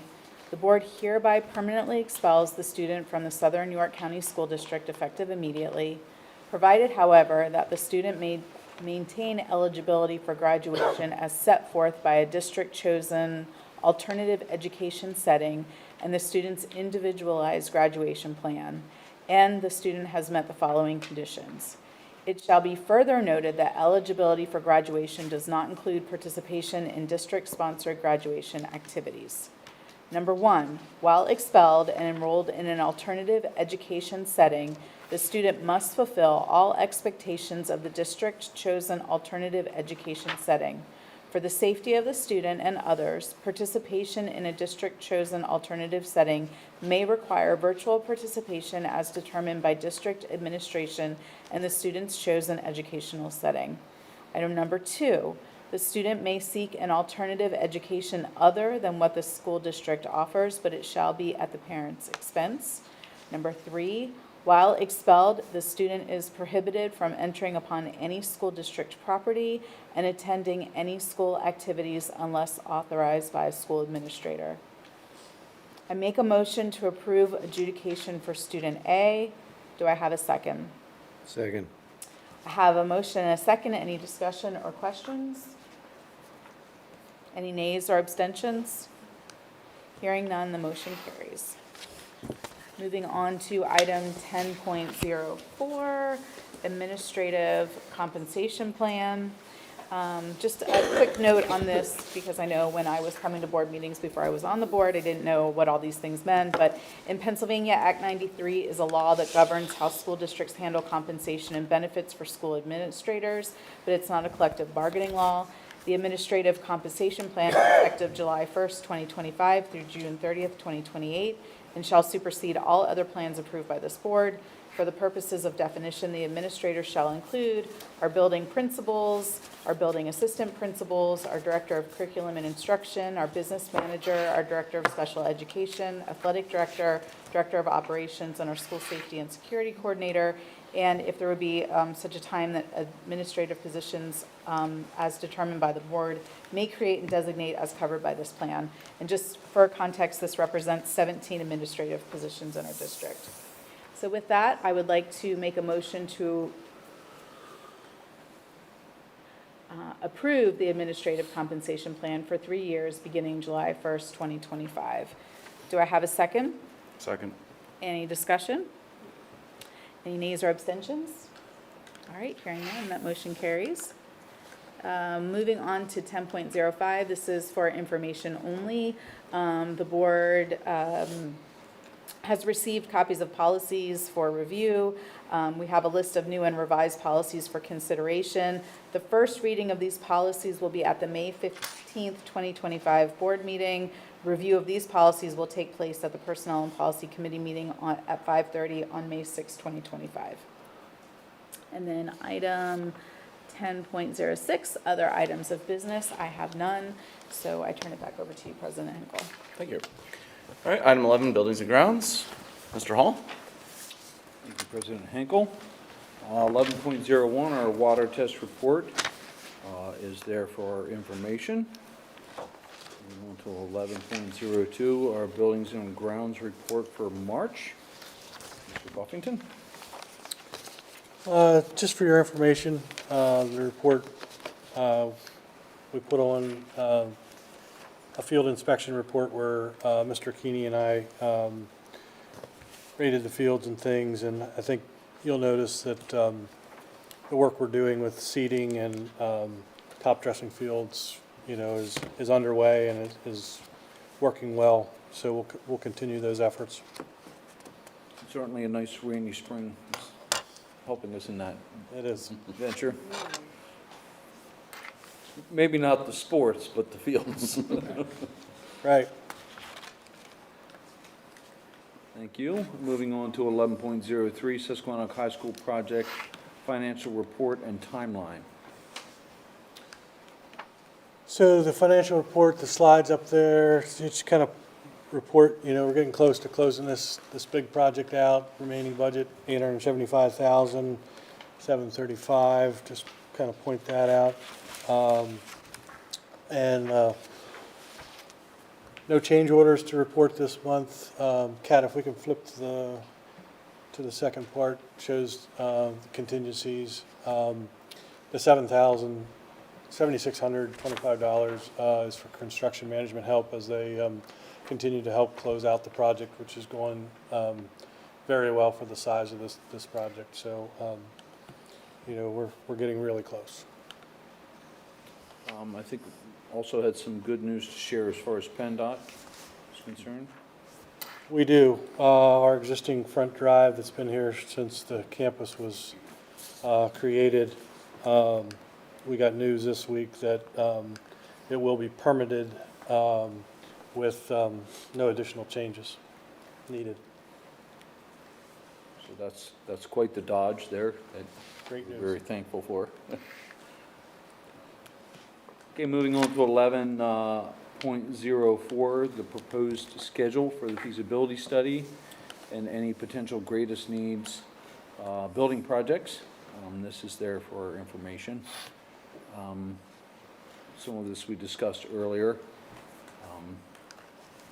So pretty light on that tonight, but there's a lot of heavy lifting that's coming as we move into really digging into that greatest needs and what the implication is going to be for our district. Moving on to 11.05, use of facilities. That is there also for our information. Moving on to 11.06, other items of business, which I have none. All right, President Hinkle. turn it over to Mr. Hash for transportation, health, and safety. Thank you, President Hinkle. 12.01, Student Transportation Report for March 2025 is there for your information. 12.02, MOUs between Bethlehem Stelz Reformed Church and Grace Church Shrewsbury. I would like to make a motion to approve the following MOUs between Bethlehem Stelz Reformed Church and Grace Church of Shrewsbury. Do I have a second? Second. I have a second. Any nays or abstentions? Any discussion? That motion carries. Other items of business, I have none. Back to you, President Hinkle. All right. Ms. Doberman, athletics and extracurricular. Thank you. Item number 1301, the athletic report. The Warriors are off to a strong start in the spring season. Participation numbers are up as we have nearly 400 student athletes participating in spring sports. Here are some highlights. Girls lacrosse team is off to a strong start. They currently are tied for first in the YAIAA Division I at 7-0 and 7-0. I don't know how you say that, but and ranked second in PIAA District 3. Boys lacrosse is currently sitting at 3 wins, 5 losses on the season and is ranked 12th in PIAA District 3. Warrior girls softball is currently tied for first place in YAAA Division II at 4-2 and is ranked 12th in PIAA District 3. Warrior baseball is currently second place in YAIAA Division II at 5-1 and is ranked number 6 in PIAA District 3. Warrior boys tennis is currently sitting in third place in the YAIAA Division II and is ranked 15th in PIAA District 3. And track and field season is off and running, but weather conditions have impacted their schedules. This past weekend, the Warriors competed in the Herb Schmidt relays at York Suburban. The Warriors brought home several medals, with the girls throwers winning overall. League schedules are just starting, but Warrior track and field is off to a strong start. And item number 1302, I have no other items for business, so back to you. Thank you. Some good stuff there. Congratulations, Warriors. Item 14, other business, anyone? Item 15.01, legislative council. All right, so there's a lot to chew on here. Don't fall asleep on me. So in the few weeks since we last met, the Pennsylvania State Senate convened and worked to highlight fixes to the Career and Technical Education Equipment grant funding formula. Senate Bill 315 locks in a formula as of June 1st, and it passed unanimously by the Senate Wednesday, April 2nd. So it just ensures that the school districts know their grant allocations prior to the start of the school year, rather than getting reimbursed at the end of the school year. Senate Bill 470 creates a firefighter training pilot program for high school students. The legislation will award 3 grants used to establish fire training programs for students in high school during the school year, which will result in students earning a Firefighter 1 certification while they're in high school. It's pretty good stuff. Can you hear me, Mr. Hall? Senate Bill 65 will extend the stopping distance requirement from 10 to 15 feet before reaching the school bus when reds are flashing. That's a good one. And also the stop arm activated. So the bill also established a tiered penalty system for a second offense. So the bill will require the Department of Transportation to also include an educational document on the renewal of notice for a driver's license. That's pretty good too. And Senate Bill 9, authored by Senator Kristen Phillips Hill, the Save Women's Sports Act. So that will require public schools and higher education entities to be expressly designated by male, female, or co-ed, creating causes of action for harm suffered by designation. That's a good one. Passed by the House, Resolution 93 directs the Joint State Government Commission to conduct a comprehensive study and issue a report on Junior Reserve Officer Training Course, better known as JROTC programs, in schools in Pennsylvania.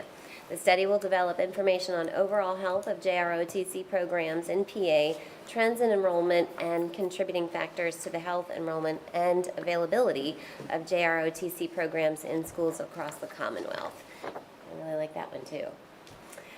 April is also Distracted Awareness for Driving Month.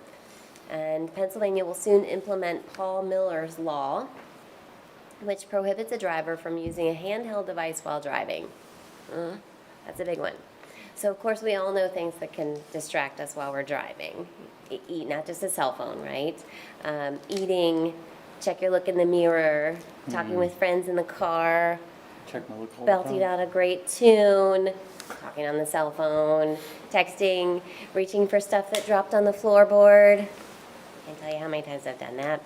And I'm sure you can think of many other things, looking at deer as you're going by. It can tempt you and keep your eyes off the road. So the law aims to remind drivers of the dangers distracted driving causes and, of course, decreasing car crashes, fatalities, and injuries that no one wants. It's named after Paul Miller, who was tragically killed in a crash with a tractor trailer in 2010 in Monroe County when a distracted driver reached for their cell phone. So enforcement of the law begins this summer, June 5th. For now, the first year, violations will be a warning. After that, in 2026, June 5th, the penalty will, of course, be a fine, points, court costs, and other fees. So as summer is soon upon us, I wanted to include it in a legislative report because we want everyone to come back safe and sound next fall. So just be safe out there.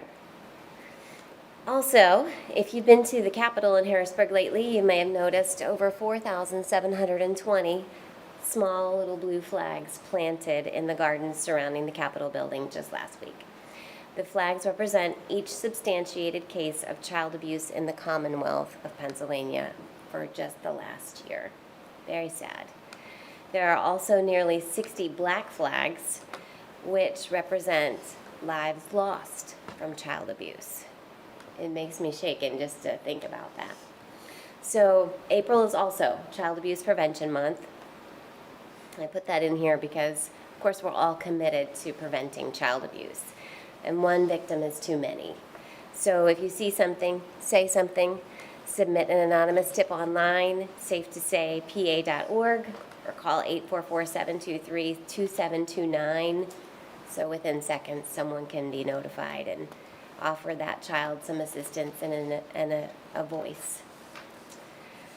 And also, on a lighter note, Advocacy Day is coming up for school directors to partner with PSBA on the Hill.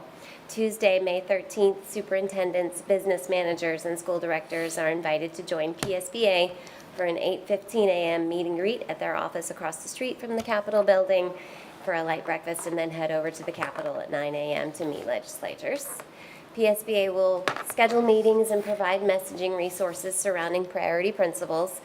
Every year we talk about the legislative platform principles, and they are, just as a refresher, supporting effective child-centered public education, support standards of accountability and performance and student achievement, and strengthen the work of school boards securing adequate funding for educational needs.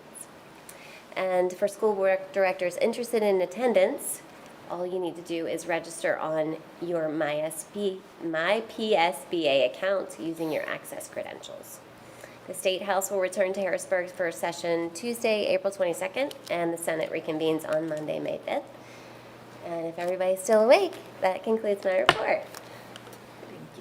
All right, York County School Technology, Ms. Stubborn. Sorry, I'm just gonna jump in here. Yeah. It is Oh. 10:03, well past my bedtime. Yep, so- feel free to head out. Thank you, Caleb. Yeah, Thanks Thank for you. staying this long. Have a good evening. Me too. Drive safe. Thank you. Don't be distracted. I won't. Don't worry. Don't reach for your cell phone. I won't. Okay. For York Tech, they went over the estimated enrollment numbers. A total of 492 students were accepted out of 1,150 applications. I apologize, I don't have Southern York County because I forgot that paper. It ended up in a pile. But the estimated enrollment for next year is 1,748 students. Graduation is set for May 22nd, and all accepted students, there is an open house on April 17th from 5 to 7 p.m. And that's all I got. Thank you. LIU 12? I have nothing. All right.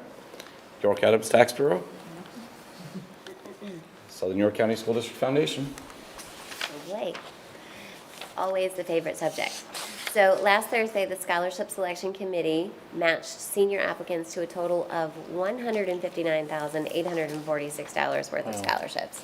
How awesome is that? So the SYCSD Foundation met just Tuesday this week to approve all those selections, and now we're all very much looking forward to awarding those well-deserved recipients. Wednesday, May 14th, at the Scholarship Awards ceremony is when that's going to happen. And invitations are going to go out to senior recipients very soon, and we couldn't be more excited for them. Until then, we've got the online silent auction coming up in celebration of Give Local York. That's happening Monday, April 21st to Monday, April 28th. So there's going to be communications coming out from the school, so feel free to keep an eye out for that. There's going to be some wonderful summer items that are going to be up for bid, and of course, all proceeds benefit SYCSD scholarship and alumni programs. And it's not too late to donate items, so if anybody wants to call Tia and offer $100 or so, you're more than welcome to do it. tia.walker@sycsd.org if you might have a donation, and thank you in advance. The foundation will also welcome special guests in appreciation of their scholarship donations Thursday, May 1st at the Distinguished Leadership Recognition Dinner, and that's a great opportunity for foundation members, community leaders, and board members to show our appreciation to donors for giving SYCSD seniors a boost from high school to college with their generous giving. And also, the Susquehannock High School Alumni Association has selected Bethany Miller, 2014 graduate of Susquehannock High School, to receive the 2025 Susquehannock High School Distinguished Alumni Award. Bethany Miller is the sports director at WGAL News 8, and we are excited to welcome Ms. Miller back. She will speak at our commencement ceremony on May 30th and look very much forward to her inspiring message for the 2025 graduating class. And that concludes my report. Thank you. Thank you. Other items of business, 15.06. All right. Secretary's report. The student activities report for March 2025 is attached for your information. Resignations and retirements. We have 4 there for your information. Other items of business, 16.03. I have none. 17.01, Dr. Reppert. Thank you, President Henkel. Taking a look at the current enrollments of homeschool, charter, our digital academy. Currently homeschool, we're looking at 218 students. Outside cyber, 87.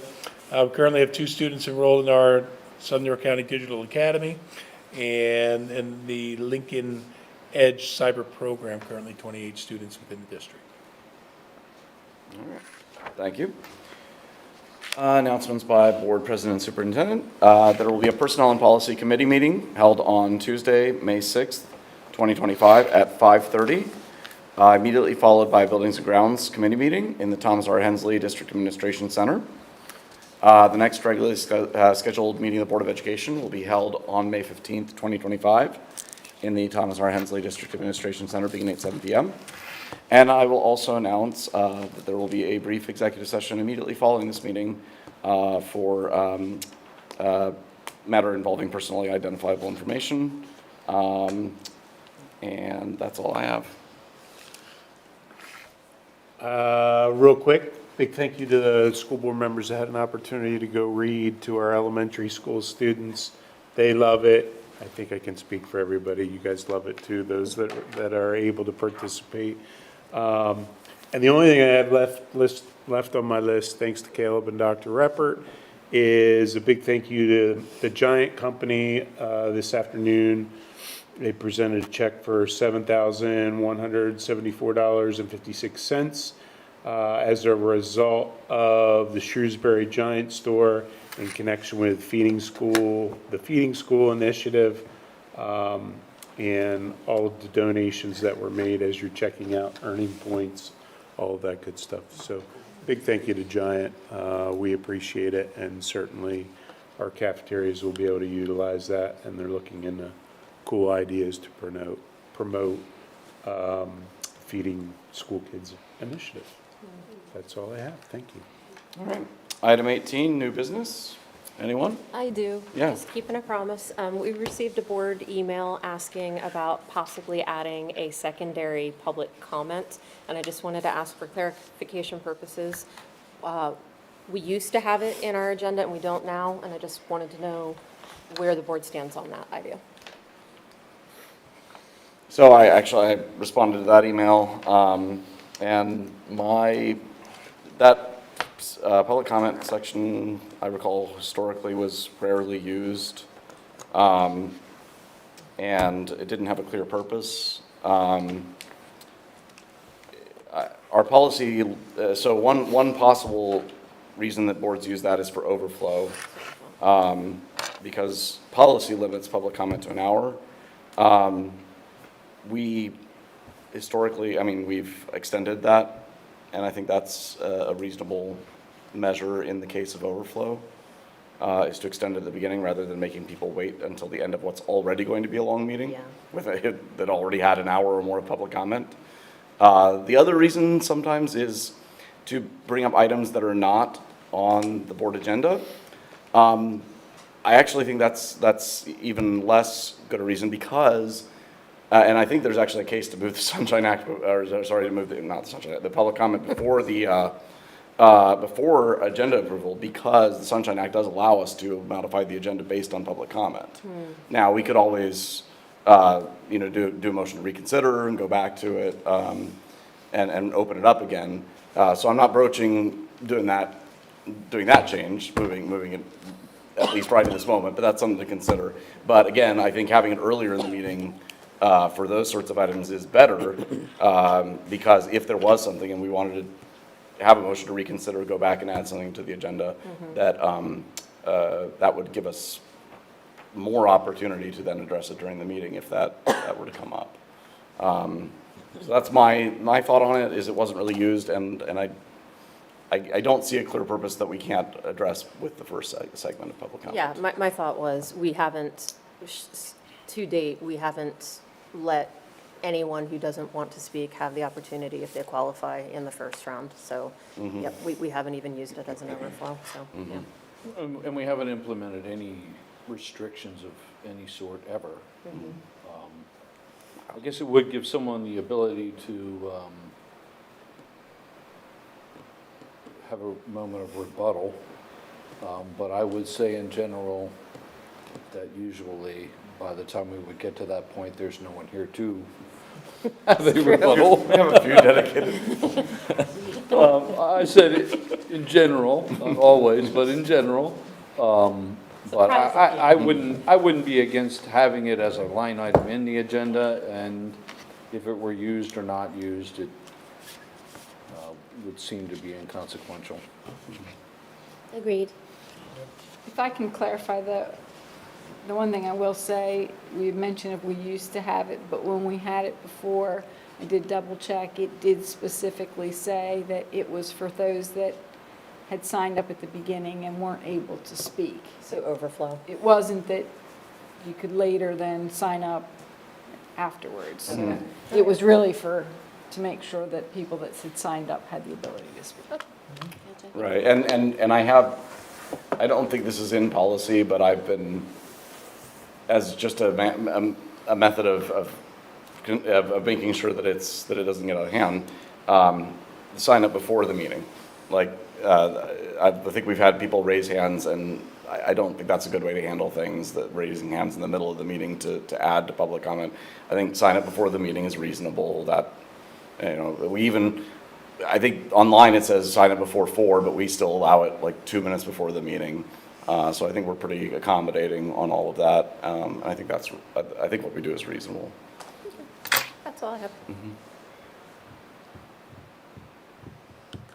So if someone wanted to bring it forward as a policy change, you could, but I'm not going to. All right, any other new business? All right, I'll entertain a motion to adjourn. So moved. Do I have a second? Second. All right, any nays or abstentions? Hearing none, that motion carries. We are adjourned.